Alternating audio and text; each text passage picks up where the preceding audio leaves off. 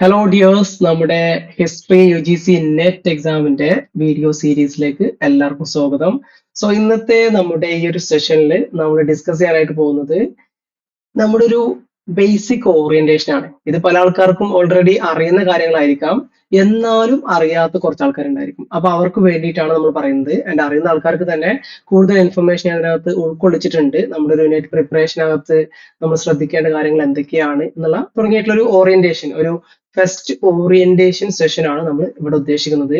അതിൽ തന്നെ നമുക്ക് ആദ്യത്തെ ഒരു ചോദ്യം എന്ന് പറയുന്നത്, നമ്മൾ എന്തിനാണ് നെറ്റ് എക്സാം ക്വാളിഫൈ ചെയ്യുന്നത്, അല്ലെങ്കിൽ why do you want to qualify NET or JRF? എന്തുകൊണ്ട് നിങ്ങൾ നെറ്റും JRF-ഉം ക്വാളിഫൈ ചെയ്യണം എന്നുള്ളതാണ്. നമുക്ക് എല്ലാവർക്കും ഒരുപാട് കാര്യങ്ങൾ പറയാനായിട്ടായിരിക്കും. എനിക്ക് നെറ്റ് ക്വാളിഫൈ ചെയ്യേണ്ടത് this the reason, that reason എന്നൊക്കെ പറഞ്ഞിട്ട് പല കാര്യങ്ങളുണ്ടായിരിക്കും. ചില ആൾക്കാർക്ക് നമ്മളൊന്ന് പ്രൂവ് ചെയ്യാനായിരിക്കും, ചില ആൾക്കാർക്ക് നമ്മളുടെ ആ ഒരു കപ്പാസിറ്റി എന്താണെന്നുള്ളത് മറ്റുള്ളവർക്ക് ഒന്ന് ബോധ്യപ്പെടുത്തി കൊടുക്കാനായിരിക്കും.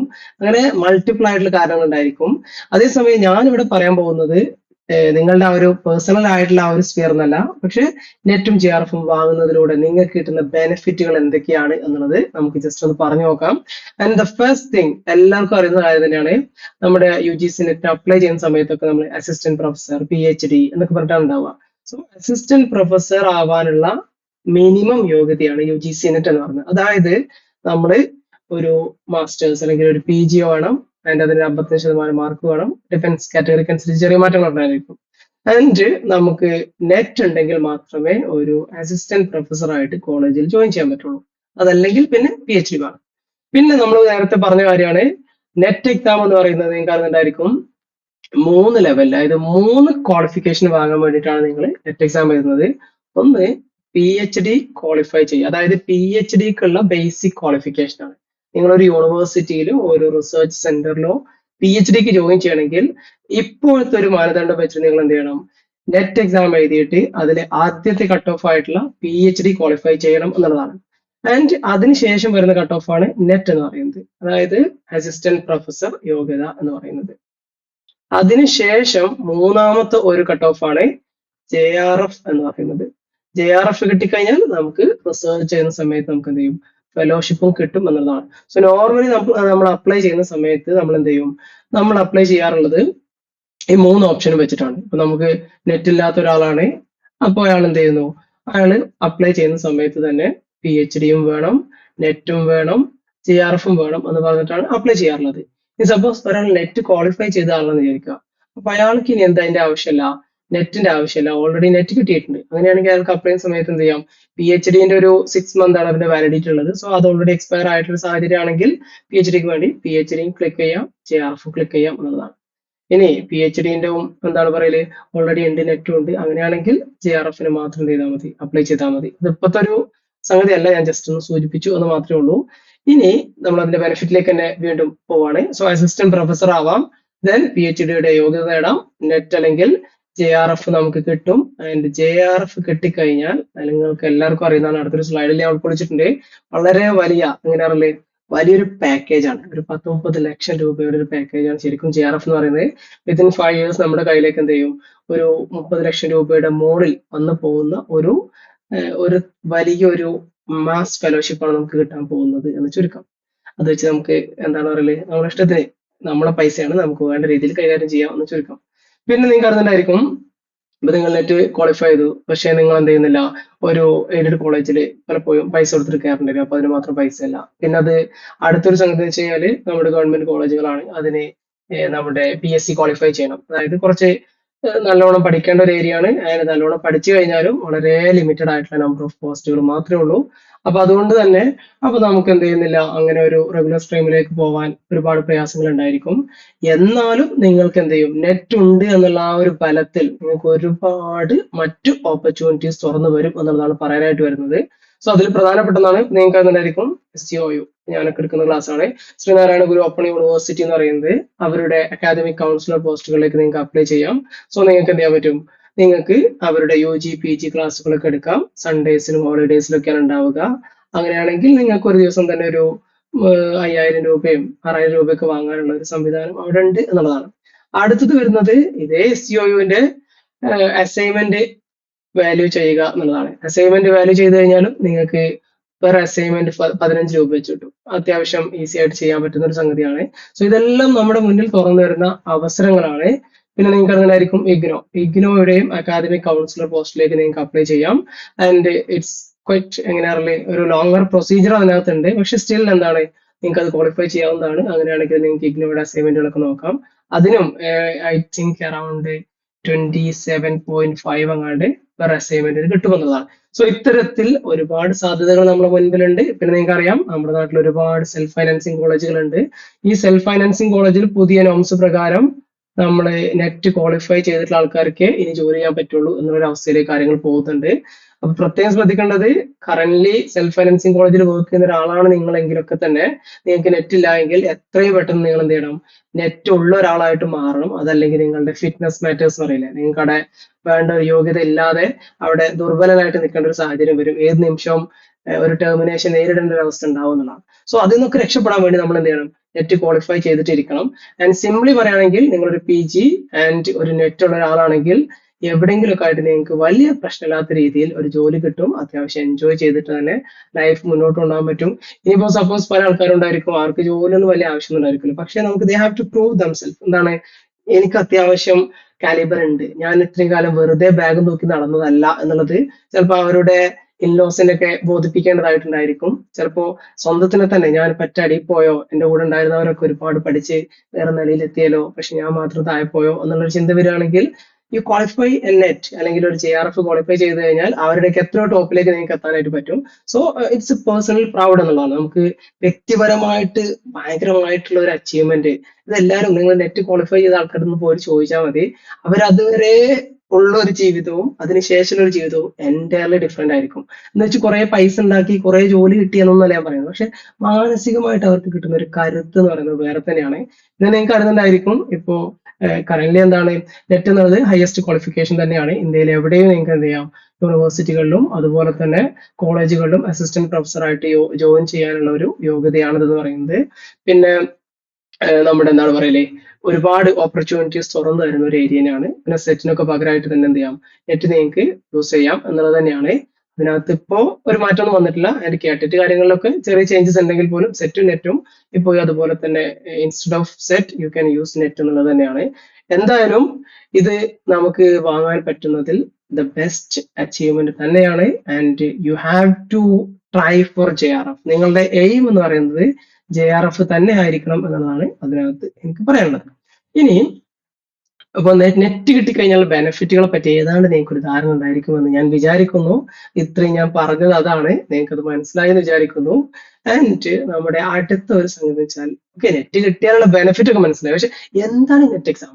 Okay, what you mean by, അല്ലെങ്കിൽ ഈ നെറ്റ് എക്സാം എന്നുള്ളത് കൊണ്ട് നമ്മൾ എന്താണ് ഉദ്ദേശിക്കുന്നത്, എപ്പോഴൊക്കെയാണ് നടക്കാറുള്ളത് എന്നുള്ള, എത്ര മാർക്കിനാണ് അത് ഉണ്ടാവാറുള്ളത്, എല്ലാവർക്കും അറിയുന്നുണ്ടായിരിക്കട്ടോ. പക്ഷെ എന്നാലും ആരെങ്കിലും ഒക്കെ അറിയാത്തവരുണ്ടെങ്കിൽ അവർക്ക് വേണ്ടിയിട്ട് പറയുകയാണെ. സോ നെറ്റ് എന്ന് പറയുന്ന examination is actually conducting by UGC NTA എന്നുള്ള നാഷണൽ ടെസ്റ്റിംഗ് ഏജൻസി. ആൻഡ് UGCക്ക് വേണ്ടി, അല്ലെങ്കിൽ UGC ആണ് ഒരു ക്വാളിഫിക്കേഷൻ കൊടുക്കുന്നത്. UGC നെറ്റ് യോഗ്യത നമുക്ക് ഉണ്ടെന്നാണ് പറയാം. ആൻഡ് ആ എക്സാം നടത്തുന്നത് NTA എന്ന് പറയുന്ന ഒരു ടെസ്റ്റിംഗ് ഏജൻസിയാണ്. ഇന്ത്യയിലെ പ്രീമിയർ ആയിട്ടുള്ള ഒരുപാട് എക്സാമുകൾ കണ്ടക്ട് ചെയ്യുന്ന ഏജൻസിയും ഈ NTA തന്നെയാണ്.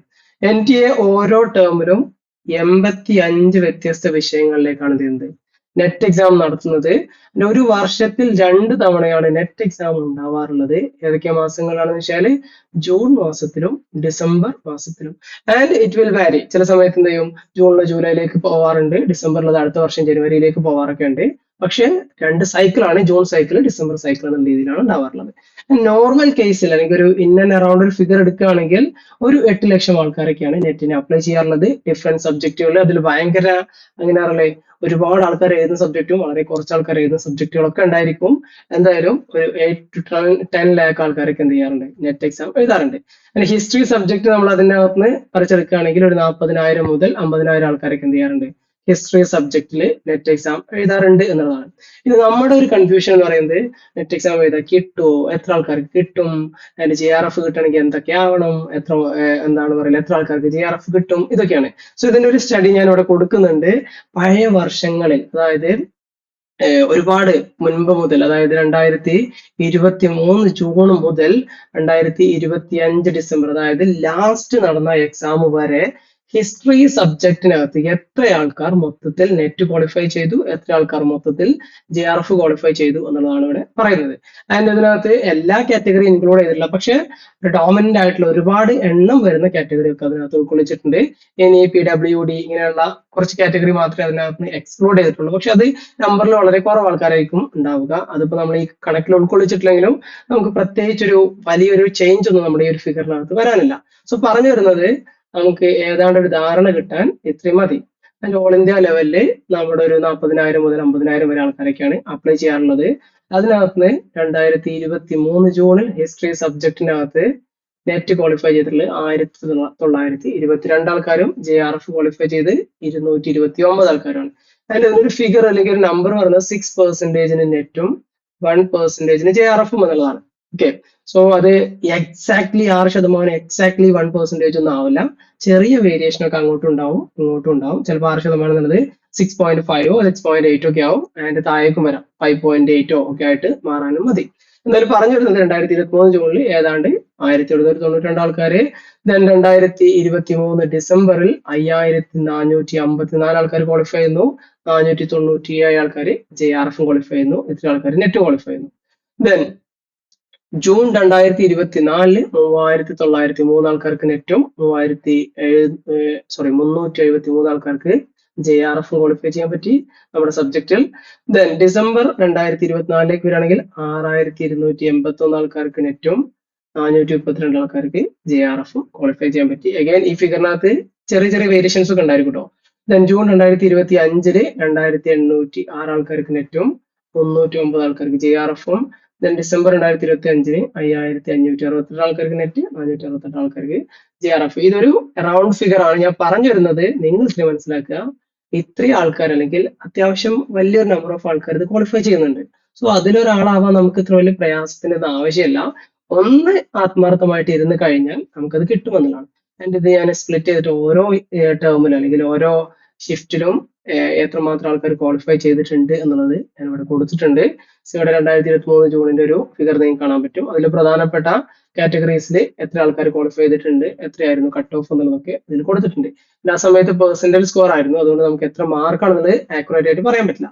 ദെൻ ഇവിടെ ഡിസംബർ 2023 കട്ട് ഓഫിലേക്ക് വരികയാണെങ്കിൽ ഹിസ്റ്ററി സബ്ജക്റ്റില് ഇത് അൺറിസർവ്ഡ് കാറ്റഗറി, അതായത് ജനറൽ കാറ്റഗറിക്ക് നെറ്റിന് വേണ്ടി 182 മാർക്ക് വേണമായിരുന്നു, JRFന് 204 മാർക്ക് വേണമായിരുന്നു, OBCക്ക് 170 ആൻഡ് JRFന് OBCക്കാർക്ക് 194 വേണ്ടിയിരുന്നത്. ഇതന്നെ എത്ര ആൾക്കാർ ക്വാളിഫൈ ചെയ്തെന്നുള്ള നമ്പറോട് കൊടുത്തിട്ടുണ്ട്, അതിലേക്ക് പോകുന്നില്ല. ഇനി മറ്റു കാറ്റഗറി ഒക്കെ അവിടെ കൊടുത്തിട്ടുണ്ട് കേട്ടോ. അവരൊക്കെ EWS ആണെങ്കിൽ 168 198 ആയിരുന്നു നെറ്റിന് JRFന്റെ കട്ട് ഓഫ് എന്ന് പറയുന്നത്. SCക്ക് ആണെങ്കിൽ 158 184 JRFനും, STക്ക് ആണെങ്കിൽ 152 നെറ്റിന് 178 JRFനും. 2024 ജൂണിൽ ഒരു സാഹചര്യം എടുത്തു കഴിഞ്ഞാൽ മനസ്സിലാവും, ഇവിടെ പെർസെന്റൈൽ സ്കോർ ആയിരുന്നു, അതുകൊണ്ട് തന്നെ ആക്യുറേറ്റ് ആയിട്ട് നമുക്ക് പെർസെന്റൈൽ പറയാൻ പറ്റില്ല. അന്ന് വന്നിട്ടുള്ള ഒരു മാറ്റമാണ് PhD എന്നുള്ള ഒരു കാറ്റഗറി. അതുവരെ ഉണ്ടായിരുന്നില്ല. 2024 ജൂണോട് കൂടിയാണ് പുതുതായിട്ട് PhD ക്വാളിഫിക്കേഷൻ കൂടി നെറ്റ് എക്സാമിന്റെ ഭാഗമായിട്ട് വരുന്നത്. അതുവരെ യൂണിവേഴ്സിറ്റികൾ കണ്ടക്ട് ചെയ്യുന്ന എൻട്രൻസ് എക്സാമിനേഷൻ ആണ് ഉണ്ടായിരുന്നത്. പക്ഷെ ഇവിടെ എന്ത് ചെയ്യുന്നു, അതിലൊരു മാറ്റം വന്നു. ഇനി ഡിസംബർ 2024 വരികയാണെങ്കിൽ ഹിസ്റ്ററി സബ്ജക്റ്റിനകത്ത് അൺറിസർവ്ഡിന്റെ JRFനുള്ള കട്ട് ഓഫ് 206, നെറ്റിനുള്ള കട്ട് ഓഫ് എന്ന് പറയുന്നത് 184, PhDക്ക് 162. ഇതാണ് ജനറൽ കാറ്റഗറിന്റെ കേസ്. OBCയുടെ കേസ് വരികയാണെങ്കിൽ JRFന് 196, ദെൻ അസിസ്റ്റന്റ് പ്രൊഫസർ നെറ്റിന് 172, PhDക്ക് 150, EWSന് 198, 172, 148. ഈ രീതിയിലാണ് ഉണ്ടായിരുന്നത്. SC STന്റെ ഒക്കെ കട്ട് ഓഫ് നിങ്ങൾക്ക് കൂടെ കാണാൻ പറ്റും. നിങ്ങളുടെ കാറ്റഗറി ഒക്കെ നോക്കി ജസ്റ്റ് ഒന്ന് തുറന്ന് നോക്കാം. PWDന്റെ ഒരു വിഷ്വലി ഇമ്പയർഡ് അൺറിസർവ്ഡ് കാറ്റഗറി ഞാൻ കൊടുത്തിട്ടുണ്ട്, അല്ലാത്തവരുടേത് വേറെ തന്നെയാണ് വരിക. അത് ഞാൻ ഇതിനകത്ത് ഉൾക്കൊള്ളിച്ചിട്ടില്ല, വലിയൊരു ഡോക്യുമെന്റ് ആയിട്ട് മാറും എന്നുള്ളതാണ്. നിങ്ങൾക്ക് വേണമെങ്കിൽ ചോദിച്ചാൽ മതി, എൻ്റെ അടുത്തൊക്കെ ഉണ്ട്, ഞാൻ അയച്ചിട്ടുണ്ട്. ഇനി ജൂൺ 2025 വരികയാണെങ്കിൽ ജനറൽ കാറ്റഗറിയുടെ JRFനുള്ള കട്ട് ഓഫ് എന്ന് പറയുന്നത് 180. ആ സമയത്ത് നിങ്ങൾക്ക് അറിഞ്ഞിട്ടായിരിക്കും എക്സാം കുറച്ച് ഡിഫിക്കൽട്ട് ആയിരുന്നു, അങ്ങനെയാണ് കട്ട് ഓഫ് കുറയുന്നത്. Then assistant professor 162, then PhD 142, OBC 172, JRFന് 150, നെറ്റിന് 132, PhDക്ക്, ആൻഡ് ഇതുപോലെ എല്ലാ കാറ്റഗറിന്റെ കൂടെ ലിസ്റ്റ് ചെയ്തിട്ടുണ്ട്. ഞാൻ ഡീറ്റെയിൽ ആയിട്ട് പോകുന്നില്ല കേട്ടോ. ദെൻ ലാസ്റ്റ് നടന്ന ഡിസംബർ 2025 എക്സാമിലേക്ക് പോവുകയാണെങ്കിൽ ജനറൽ കാറ്റഗറിക്ക് 216. നിങ്ങൾക്ക് അറിഞ്ഞായിരിക്കും ഡിസംബർ എക്സാമിൽ ഒരുപാട് എന്താണ് പറയുക ചർച്ചകളും സംവാദങ്ങളൊക്കെ നടന്നിട്ടുണ്ട്. NTAയുടെ ആൻസർ കീനെ പറ്റിയിട്ട് ഒരുപാട് പ്രശ്നങ്ങൾ ഉന്നയിച്ചിട്ടുണ്ട്. ആൻഡ് എക്സാം താരതമ്യേന ഈസി ആയിരുന്നു എന്നുള്ള ഒരു സംഗതി കൂടി അതിൽ വരുന്നുണ്ട്. ഏതായാലും പറഞ്ഞു വന്നത് 216 ആൾക്കാർക്ക് GRF, ദെൻ 216 മാർക്ക് ആയിരുന്നു ജനറൽ കാറ്റഗറിന്റെ. GRFനുള്ള കട്ട് ഓഫ് അവർക്ക് അസിസ്റ്റന്റ് പ്രൊഫസർ ആവാൻ നെറ്റിന്റെ കട്ട് ഓഫ് 192, PhDക്ക് 168. OBC-കാരുടെ കേസ് 206 ആയിരുന്നു GRFന്റെ കട്ട് ഓഫ്, 178 ആയിരുന്നു നെറ്റിന്റെ കട്ട് ഓഫ്, ദെൻ PhDയുടെ കട്ട് ഓഫ് 156. AWSന് 206, 178, 152 ഈ രീതിയിലാണ് കട്ട് ഓഫ് വരുന്നത്. ലാസ്റ്റ് എക്സാമിന് സംഭവിച്ചിട്ടുള്ളത് ഇത്രയും കാര്യങ്ങളാണ്. ഇനി നമ്മള് നെറ്റ് എക്സാമുമായിട്ട് ബന്ധപ്പെട്ട് പലർക്കുള്ള ഒരു സംശയം എന്ന് പറയുന്നത് ആർക്കൊക്കെ നെറ്റ് എക്സാമിന് അപ്ലൈ ചെയ്യാം. ഇത്രയേ ഉള്ളൂ. നിങ്ങൾ MA അതായത് PG കംപ്ലീറ്റ് ചെയ്തിരിക്കണം, അല്ലെങ്കിൽ PGയുടെ ഒരു 3rd സെമസ്റ്റർ ഒക്കെ ആയിരിക്കണം എന്നുള്ളതാണ്. അതായത് ഇത്രയേ ഉള്ളൂ. നിങ്ങളുടെ നെറ്റ് ക്വാളിഫൈ ചെയ്ത് വിത്തിൻ 2 years നിങ്ങളുടെ MAയുടെ സർട്ടിഫിക്കറ്റ് ഇഷ്യൂ ചെയ്തിട്ടുണ്ടായിരിക്കണം. PGയുടെ സർട്ടിഫിക്കറ്റ് ഉണ്ടാവണം, അല്ലെങ്കിൽ ഇതിന്റെ റിസൾട്ട് വരുന്നതാണ്. സോ അത് ഒരു ക്വാളിഫിക്കേഷൻ ആണ്. പിന്നെ PG കംപ്ലീറ്റ് ചെയ്ത ആൾക്കാർക്ക് OBC ഇതുപോലെ കാറ്റഗറിക്ക് മാറ്റേണ്ടത് 55% ആണ് നമുക്ക് വേണ്ട മാർക്ക് ജനറൽ കാറ്റഗറിക്ക് എന്ന് പറയുന്നത്. ദെൻ മാക്സിമം ഏജ് ലിമിറ്റ്, എത്ര വയസ്സ് വരെ നെക്സ്റ്റ് എക്സാം എഴുതാം എന്ന് ചോദിച്ചു കഴിഞ്ഞാൽ മരിക്കുന്നത് വരെ എഴുതാം. There is no upper age limit for NET exam. പക്ഷേ if you want to qualify JRF, നിങ്ങൾക്ക് JRF ആണ് വേണ്ടത് എന്ന് വെച്ചാൽ നിങ്ങൾക്ക് അപ്പർ ഏജ് ലിമിറ്റ് ഉണ്ട്. അതായത് 30 വയസ്സാണ് ജനറൽ കാറ്റഗറിയുടെ അപ്പർ ഏജ് ലിമിറ്റ് എന്ന് പറയുന്നത്. OBC കാറ്റഗറി ആണെങ്കിൽ അത് 5 years റിലാക്സേഷൻ ഉണ്ട്, 35 ആവും. SC/ST ഒക്കെ എന്ത് ചെയ്യും, അതുപോലെ 35 ആയിട്ട് പരിഗണിക്കും. ഇനി നിങ്ങൾക്ക് പല ആൾക്കാർക്കും സംശയം ഉണ്ടാവുക, ഈ വയസ്സ് എന്ന് പറയുന്നത് നിങ്ങൾക്കറിയാം വർഷം ഫൈൻ, പക്ഷെ മാസം കൂടെ അവിടെ വരുമല്ലോ. സോ ഏത് മാസമാണ് പരിഗണിക്കുക എന്ന് ചോദിച്ചു കഴിഞ്ഞാൽ നിങ്ങൾ ജൂൺ എക്സാമിനാണ് അപ്ലൈ ചെയ്യുന്നത് വിചാരിക്കാം. നിങ്ങളുടെ ഡേറ്റ് ഓഫ് ബർത്ത് ആണെങ്കിൽ എന്താണ് പറയല്ലേ, June 18 വിചാരിക്കാം. And if you are applying four JRF not more than 30 years as on first day of the month of which examination is conducted. അതായത് നിങ്ങൾ ആ ഒരു ഒന്നാമത്തെ ദിവസം, അതായത് എക്സാമിന്റെ മാസത്തിന്റെ ഒന്നാമത്തെ ദിവസം നിങ്ങൾ 30 കംപ്ലീറ്റ് ചെയ്തിട്ടുണ്ടെങ്കിൽ നിങ്ങൾക്ക് JRF അപ്ലൈ ചെയ്യാൻ പറ്റില്ല. June 18 ആണെങ്കിൽ നിങ്ങൾക്ക് എന്ത് ചെയ്യാം, ആ ഒരു ടേമിൽ ഇതിന് കൂടി അപ്ലൈ ചെയ്യാം എന്നുള്ളതാണ്. അതേസമയം നിങ്ങളൊരു May 31 ആണെങ്കിൽ നിങ്ങൾക്ക് എന്ത് ചെയ്യാൻ പറ്റില്ല, അത് അപ്ലൈ ചെയ്യാൻ പറ്റില്ല. ജസ്റ്റ് പറഞ്ഞതേ ഉള്ളൂ. അതിപ്പോ വലിയൊരു പ്രശ്നമൊന്നും ആവില്ല പല ആൾക്കാർക്കും. എല്ലാവരും അതിന്റെ മുന്നുള്ള ഏജ് തന്നെ ആയിരിക്കും ഉണ്ടാവുക. ഇപ്പൊ അല്ലാത്ത കാറ്റഗറി OBC ആണെങ്കിൽ 35 വരെ സമയമുണ്ട്. ഇനി why you need to qualify net JRF, ഞാൻ ഓൾറെഡി പറഞ്ഞു കഴിഞ്ഞു എന്തിന് നിങ്ങൾ നെറ്റ് JRF ക്വാളിഫൈ ചെയ്യണമെന്നുള്ളത്. ഒരുപാട് സാധ്യതകൾ, ഒരുപാട് അവസരങ്ങൾ നമ്മുടെ മുന്നിലുണ്ട്. സോ മസ്റ്റ് ആയിട്ട് ക്വാളിഫൈ ചെയ്യാം. അപ്പോൾ നിങ്ങൾക്ക് അതൊരു സന്തോഷം എന്ന് പറഞ്ഞ് വലിയൊരു സന്തോഷം തന്നെയാണ്, ഒരു സംശയമല്ല. And if you qualified JRF കിട്ടിക്കഴിഞ്ഞാൽ നേരത്തെ പോലെയല്ല, ഇപ്പൊ ഫെലോഷിപ്പ് ഒരുപാട് വർദ്ധിപ്പിച്ചിട്ടുണ്ട്. ഫസ്റ്റത്തെ 2 years, അതായത് നിങ്ങൾ എന്ത് ചെയ്യുന്നു, JRF ജൂനിയർ റിസർച്ച് ഫെലോ ആവുന്ന സമയത്ത് 37,000 മന്ത്ലി നിങ്ങൾക്ക് കിട്ടും. ആൻഡ് അതിനുശേഷമുള്ള എന്താണ് പറയല് 3 years SRF ആവുന്ന സമയത്ത് നിങ്ങൾക്ക് എന്ത് ചെയ്യുന്നു, 42,000 ഫെലോഷിപ്പും കിട്ടും എന്നുള്ളതാണ്. സോ അത്യാവശ്യം നല്ലൊരു പാക്കേജ് ആണ്. ആൻഡ് ഓൾസോ ഇതിനകത്ത് HRA ഉണ്ടായിരിക്കും, ഒരുപാട് ആനുവൽ അലവൻസ് മറ്റുള്ളതൊക്കെ ഉണ്ടാവും. സോ വലിയൊരു തുക നിങ്ങളുടെ കയ്യിൽ കിട്ടും എന്ന് ചുരുക്കം. ഇനി നെറ്റ് എക്സാം ഒരു വർഷത്തിൽ 2 ഷിഫ്റ്റുകളാണ് ഉണ്ടാവുക എന്ന് ഞാൻ നേരത്തെ പറഞ്ഞു. അതായത് 2 ടേം ആണ് ഉണ്ടാവുക, ഒന്ന് ജൂൺ, ഒന്ന് ഡിസംബർ. ഇനി എക്സാം നടക്കുന്ന സമയങ്ങളാണ്. ഒരു ദിവസം ഇപ്പൊ നമ്മൾ എന്താ പറയുക, June 18 എക്സാം ആണെന്ന് വിചാരിക്കാം. June 18 സൺഡേ ആണ് വിചാരിക്കാം. ആൻഡ് ഈ സൺഡേ ആവട്ടെ മറ്റേ ദിവസം ആവട്ടെ, ആ ദിവസം 2 ഷിഫ്റ്റിൽ എക്സാം നടക്കും. ചില സബ്ജക്റ്റിന് ഒറ്റ ഷിഫ്റ്റ് തീരും, ചില സബ്ജക്റ്റിന് 2 ഷിഫ്റ്റിൽ ഉണ്ടായിരിക്കും. ആൻഡ് നമ്മുടെ എന്താണ് പറയല് നമ്പർ ഓഫ് കാൻഡിഡേറ്റ് അനുസരിച്ചിട്ടൊക്കെയാണ് തീരുമാനിക്കുക. എന്തായാലും രാവിലെ ഉച്ചക്കും, ചിലപ്പോൾ രാവിലെ വേറെ സബ്ജക്റ്റും ഉച്ചയ്ക്ക് ശേഷം വേറെ സബ്ജക്റ്റും ഒക്കെ എക്സാം ഉണ്ടായിരിക്കും. എക്സാമിന്റെ ടൈമുകൾ, ഷിഫ്റ്റുകൾ എന്ന് പറയുന്നത് 9 AM to 12 PM, അതായത് 3 hours ആണ് നമ്മുടെ എക്സാമിന്റെ ടൈം എന്ന് പറയുന്നത്. അടുത്ത shift 3 PM to 6 PM, again 3 hours ആണ് നമ്മുടെ എക്സാമിന്റെ ടൈം. അതിന്റെ 3:30 എക്സാമിന് നിങ്ങൾ 3:30 പോയിട്ട് കയറി കഴിഞ്ഞാൽ എക്സാം എഴുതാൻ പറ്റില്ല, കുറച്ച് നേരത്തെ എത്തണം എന്നുള്ളത് അറിയുമെന്ന് വിചാരിക്കുന്നു. 1:30 എന്നൊക്കെയാണ് അവർ പറയാറുള്ളത്. ആൻഡ് 9 AM എക്സാമിന് 7:30 എത്തണം എന്നൊക്കെയാണ്. എന്തായാലും പറഞ്ഞു വരുന്നത് നമ്മുടെ എക്സാമിന്റെ ടൈം എന്ന് പറയുന്നത് 3 മണിക്കൂറാണ്. ആൻഡ് ഞാൻ എത്ര മാർക്കാന്നുള്ളത് പറയട്ടെ, അടുത്ത സ്ലൈഡ് കൊടുത്തിട്ടുണ്ട്, പിന്നെ ഇവിടെ പറയേണ്ട ആവശ്യമില്ല എന്ന് വിചാരിച്ചിട്ടാണ് അവിടെ ഞാനത് പറയും. ദെൻ ഇവിടെ എക്സാമിന്റെ മോഡ് എന്ന് പറയുന്നത് പേപ്പർ ബാക്ക് അല്ല, നമ്മുടെ OMR കറുപ്പിക്കുന്ന പരിപാടി അല്ല, പകരം എന്താണ് CBT ആണ്, കമ്പ്യൂട്ടർ ബേസ്ഡ് ടെസ്റ്റ് ആണ്. എന്ന് വെച്ചാൽ നമ്മൾ കമ്പ്യൂട്ടറിന്റെ മുന്നിൽ ഇരുന്നിട്ടാണ് എന്ത് ചെയ്യുക, എക്സാമിന് എഴുതുക, അത്രേ ഉള്ളൂ. അതിനകത്ത് ക്വസ്റ്റ്യൻ ഒക്കെ സ്ക്രീനിലാണ് കാണുക. ദെൻ നമ്മുടെ എക്സാമിന് ഫീ ഉണ്ട്. അത് എന്താണ് പറയല്, പല ആൾക്കാരും കൊടുത്തും അടുത്ത ആൾക്കാരുണ്ടായിരിക്കും, ചില ആൾക്കാർ കൊടുത്ത് തുടങ്ങിയിട്ടുണ്ടായിരിക്കുള്ളൂ. നെറ്റ് എക്സാമിന് നിങ്ങൾ കുറച്ച് ഫീ കൊടുക്കേണ്ടി വരും. ഞാനൊക്കെ തന്നെ ഒരുപാട് ഫീ കൊടുത്തിട്ടുണ്ട്. കാരണം നമ്മൾ ആദ്യം നമുക്ക് PhD ആയിരിക്കും കിട്ടുക, പിന്നെ നമുക്ക് നെറ്റ് ആയിരിക്കും കിട്ടുക, പിന്നെ നമുക്ക് JRF വേണ്ടി ട്രൈ ചെയ്തുകൊണ്ടേ ഇരിക്കേണ്ടി വരും. അങ്ങനെ കുറെ പൈസ കൊടുക്കേണ്ടി വരും. നമ്മൾ ഫ്രണ്ട്സിനൊക്കെ എല്ലാ ടേമിലും എക്സാമിന് മുമ്പ് അങ്ങനെ കാണാൻ പറ്റും. അങ്ങനെയൊക്കെ വിചാരിച്ചാൽ മതി. ആ ഒരു 600 റുപ്യ അല്ലെങ്കിൽ 1500, 1150 ഒക്കെ കൊടുത്തിട്ടുണ്ടെങ്കിൽ നിങ്ങളുടെ ഒരു ഗെറ്റ് ടുഗദർ പോലെ കണ്ടാൽ മതി എന്ന് ചുരുക്കം. എന്തായാലും പറഞ്ഞു വരുന്നത്, പക്ഷേ നിങ്ങൾ അൾട്ടിമേറ്റ് നിങ്ങൾ ക്വാളിഫൈ ചെയ്യും, കുറച്ച് സമയം എടുക്കും എന്നുള്ളതാണ്. എന്ന് വെച്ചുകൊണ്ട് എല്ലാവർക്കും അങ്ങനെ എടുക്കണം നിർബന്ധമൊന്നുമില്ല. നിങ്ങൾ നന്നായിട്ട് തുടക്കത്തിൽ തന്നെ പ്രിപ്പയർ ചെയ്തിട്ടുണ്ടെങ്കിൽ നിങ്ങൾക്ക് ചിലപ്പോൾ നേരെ പോയിട്ട് JRF വാങ്ങിയിട്ട് പോരാൻ പറ്റും. പിന്നെ നിങ്ങളൊന്നും എഴുതേണ്ട ആവശ്യമില്ല.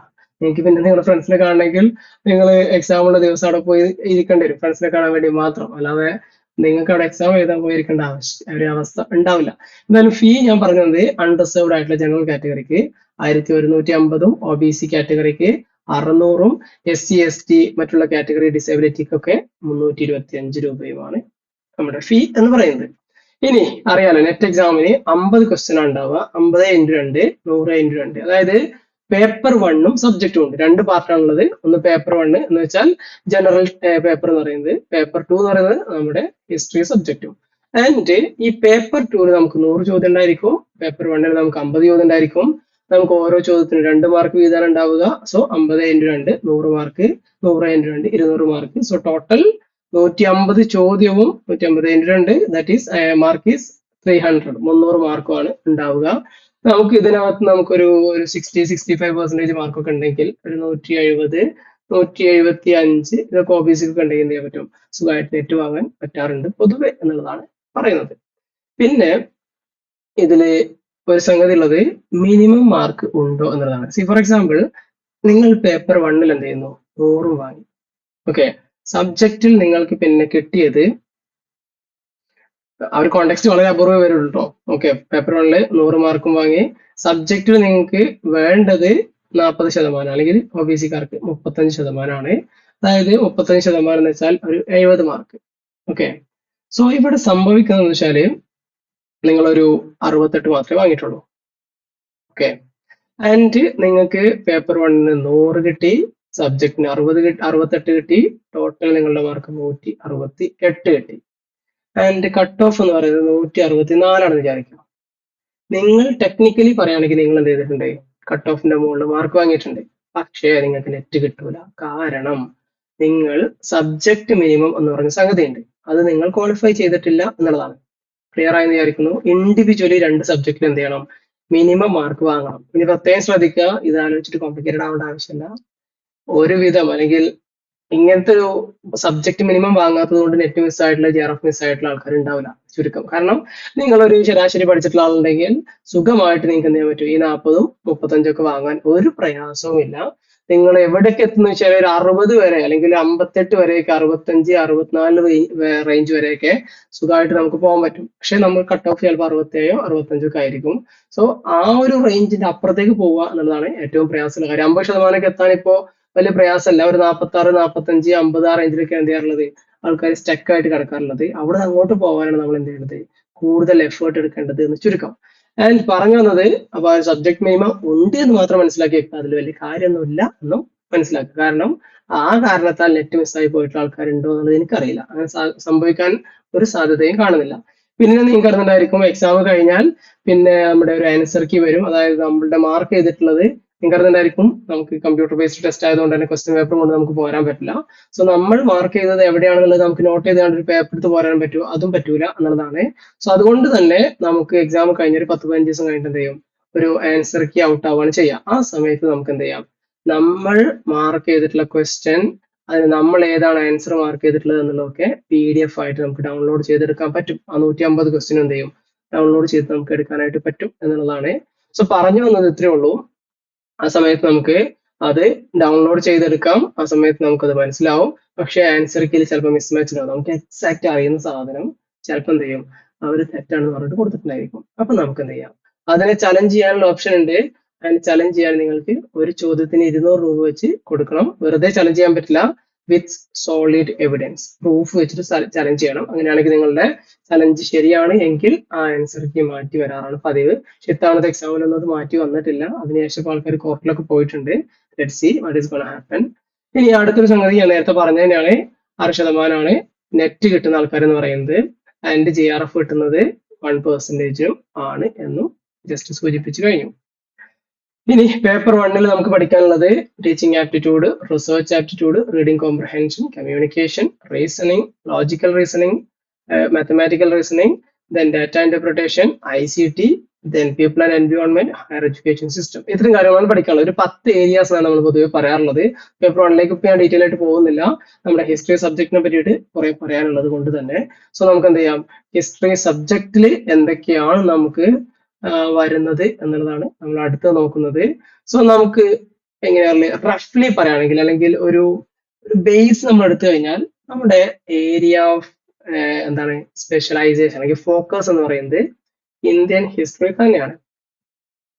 പിന്നെ അതിനകത്ത് വരുന്നത് നമ്മുടെ ഹിസ്റ്റോറിയോഗ്രാഫിയാണ്.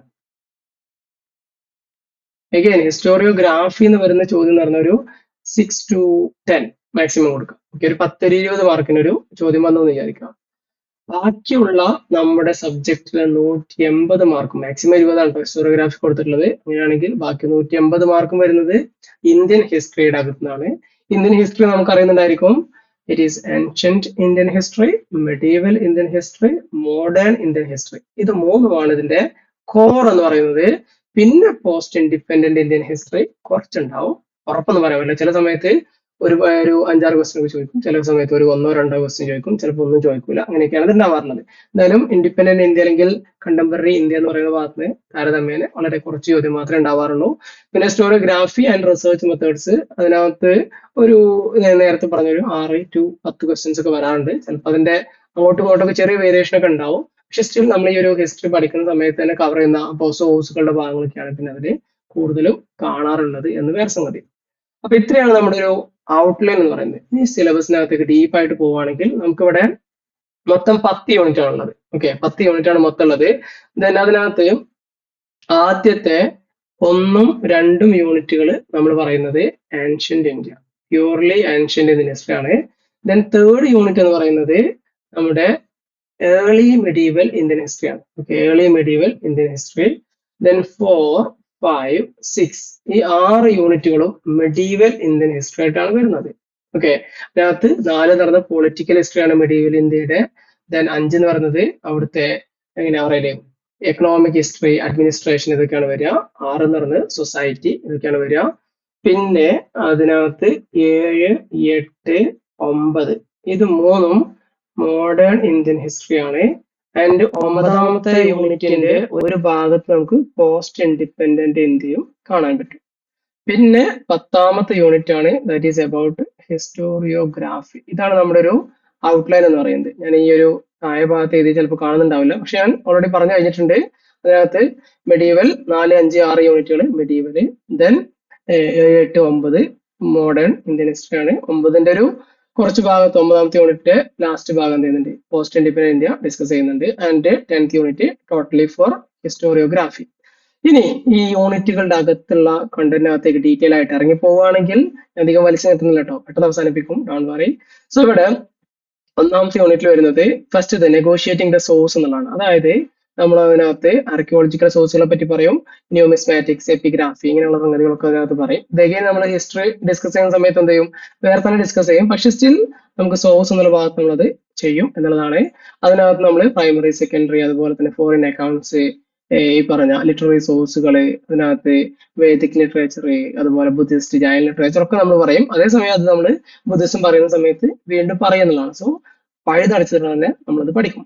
പിന്നെ പാസ്റ്ററലിസം ആൻഡ് ഫുഡ് പ്രൊഡക്ഷൻ എന്ന് വെച്ചാൽ നിയോളിത്തിക് ആൻഡ് ചാൽക്കോളിത്തിക്. ആക്ച്വലി നമ്മുടെ സിലബസിനകത്ത് നിയോളിത്തിക് മുതലേ കാണുന്നുള്ളൂ. ബട്ട് സ്റ്റിൽ നമുക്ക് എന്ത് ചെയ്യണം, ഒരു പാലിയോളിത്തിക്, മെസോളിത്തിക്കിനെ പറ്റി അത്യാവശ്യം ധാരണ ഉണ്ടാവണം എന്നുള്ളതാണ്. നിയോളിത്തിക്, ചാൽക്കോളിത്തിക് ഫേസിനെ സംബന്ധിച്ച് അവിടെയുള്ള എന്താണ് പറയുക സെറ്റിൽമെന്റുകൾ ഏതൊക്കെയായിരുന്നു, ഏതൊക്കെ സൈറ്റുകളാണുള്ളത്, ഏതൊക്കെ ടൂൾസ് ആണ് ഉണ്ടായിരുന്നത്, ഇതൊക്കെ എക്സാമിന് സ്ഥിരമായിട്ട് വരുന്നതാണ്. ദെൻ ഹാരപ്പൻ അല്ലെങ്കിൽ ഇൻഡസ് വാലി സിവിലൈസേഷൻ ആണ്, പറയേണ്ട ആവശ്യമില്ല. ഒരുപാട് ക്വസ്റ്റ്യൻസ് അവിടുന്ന് ഉണ്ടാവാറുണ്ട്. അതിന്റെ ഒറിജിൻ, സെറ്റിൽമെന്റ്സ് ഏതൊക്കെയാണ്, എവിടെ ആദ്യം എക്സ്കവേറ്റ് ചെയ്തു, ആരാണ് ചെയ്തത്, ഡീക്ലൈൻ തിയറീസ് ഏതൊക്കെയാണ്, ആര് മുന്നോട്ട് വെച്ച തിയറിയാണ് എന്നൊക്കെ പറഞ്ഞുള്ള ഒരുപാട് ചോദ്യങ്ങൾ കാണാനായിട്ട് പറ്റും. പിന്നെ Vedic and later Vedic period, early വേദിക്കും ലേറ്റർ വേദിക്കും. അതിനകത്തും നമ്മൾ ഈ പറഞ്ഞ എന്താണ് പറയല്, വേദിക് സൊസൈറ്റി, അവിടെ ലിറ്ററേച്ചർ, അവിടെയുള്ള എക്കണോമി, ഇങ്ങനെ തുടങ്ങിയ ഒരുപാട് ഭാഗത്തുള്ള ചോദ്യങ്ങൾ വരും. സാക്രിഫൈസുകളെ പറ്റിയിട്ടും റൂളേഴ്സിനെ പറ്റിയിട്ടൊക്കെ ഉള്ള ചോദ്യങ്ങൾ കാണാം. ദെൻ ഇവിടെ എന്ത് ചെയ്യുന്നുണ്ട്, മെഗാലിത്സ് ഓഫ് സൗത്ത് ഇന്ത്യ. നമുക്ക് എല്ലാവർക്കും അറിയാം സൗത്ത് ഇന്ത്യയിലെ മെഗാലിത്തിക് കൾച്ചർ എന്ന് പറയുന്നത്, അല്ലെങ്കിൽ സൗത്ത് ഇന്ത്യയിലെ അയൺ ഏജിനാണ് നമ്മൾ മെഗാലിത്തിക് പീരീഡ് എന്ന് പറയുന്നത്. അവിടെ നമ്മൾ ഈ പറയുന്ന എന്താണ് പറയല്, ഒരുപാട് ബെറിയൽ പ്രാക്ടീസ് ഉണ്ടായിരുന്നു, മെഗാലിത്തുകൾ ഉണ്ടായിരുന്നു. സോ ഈ ബെറിയൽ പ്രാക്ടീസുകളെ സംബന്ധിച്ചിട്ട് ചോദ്യങ്ങൾ കാണാൻ ഉണ്ട്, അല്ലെങ്കിൽ കാണാറുണ്ട്. പിന്നെ അതിനകത്തുള്ള മറ്റൊരു സംഗതിയാണ് എക്സ്പാൻഷൻ ഓഫ് സ്റ്റേറ്റ് സിസ്റ്റം. നമുക്ക് അറിയാം നമ്മുടെ ഒരു ഹിസ്റ്ററിയുടെ ഒരു ഓർഡർ ഞാൻ വേണമെങ്കിൽ പറയുന്നുണ്ട്. അതിനകത്ത് മഹാജനപദാസ് എന്ത് ചെയ്യുന്നു, വരുന്നു എന്നുള്ളതാണ്. സോ മഹാജനപദാസ്, 16 മഹാജനപദാസ് ഒറിജിൻ ചെയ്തു വരുന്നു.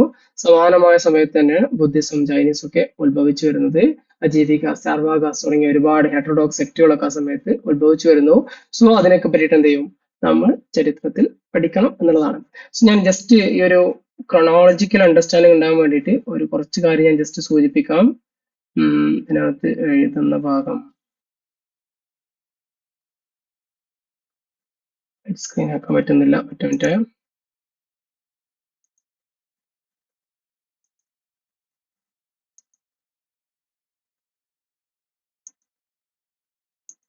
ഓക്കെ, സിംപ്ലി പറയുകയാണെങ്കിൽ നമ്മുടെ ഇന്ത്യൻ ഹിസ്റ്ററി എന്ന് പറയുന്നത് ആദ്യം സ്റ്റോൺ ഏജ് വരും. ഓക്കെ, ഫസ്റ്റ് നമ്മുടെ സ്റ്റോൺ ഏജ് നമുക്ക് കാണാനായിട്ട് പറ്റും. ദെൻ സ്റ്റോൺ ഏജിനകത്ത് നമുക്കറിയാം 3 കാറ്റഗറീസ് ആണ്, Palaeolithic, mesolithic and Neolithic. Okay, അതിനുശേഷം നമുക്ക് എന്ത് ചെയ്യുന്നു, ഒരു ചാൽക്കോളിത്തിക് ഏജ് വരുന്നു. അഹർ, ബിലുന്ദ്, ബലാത്തൽ, ഇങ്ങനെ തുടങ്ങിയിട്ട് ഒരുപാട് കൾച്ചറുകൾ നമുക്ക് അതിനകത്ത് കാണാനായിട്ട് പറ്റും. പിന്നെ വരുന്ന ഏരിയ ആണ് നമ്മുടെ ഇൻഡസ് വാലി സിവിലൈസേഷൻ എന്ന് പറയുന്നത്. ഇൻഡസ് വാലി സിവിലൈസേഷൻ, പിന്നെ നമ്മൾ പൊതുവെ ഇൻഡസ് വാലിയുടെ ഡിക്ലൈൻ ഒക്കെ സംബന്ധിച്ച് ആര്യൻ ഇൻവേഷൻ എന്നൊക്കെ പറയാറുണ്ട്. സ്റ്റിൽ ബട്ട് എന്താണ് പറയുക, അതൊരു എന്താണ് ഫാൾസിഫൈ ചെയ്തിട്ടുള്ള ഒരു തെറ്റാണെന്ന് പ്രൂവ് ചെയ്തിട്ടുള്ള ഒരു തിയറിയാണ്. പക്ഷെ എന്നത് പറയാൻ കാരണം വെച്ചാൽ അടുത്ത ഒരു ഏരിയ എന്ന് പറയുന്നത് വേദിക് പീരീഡ് ആണ്.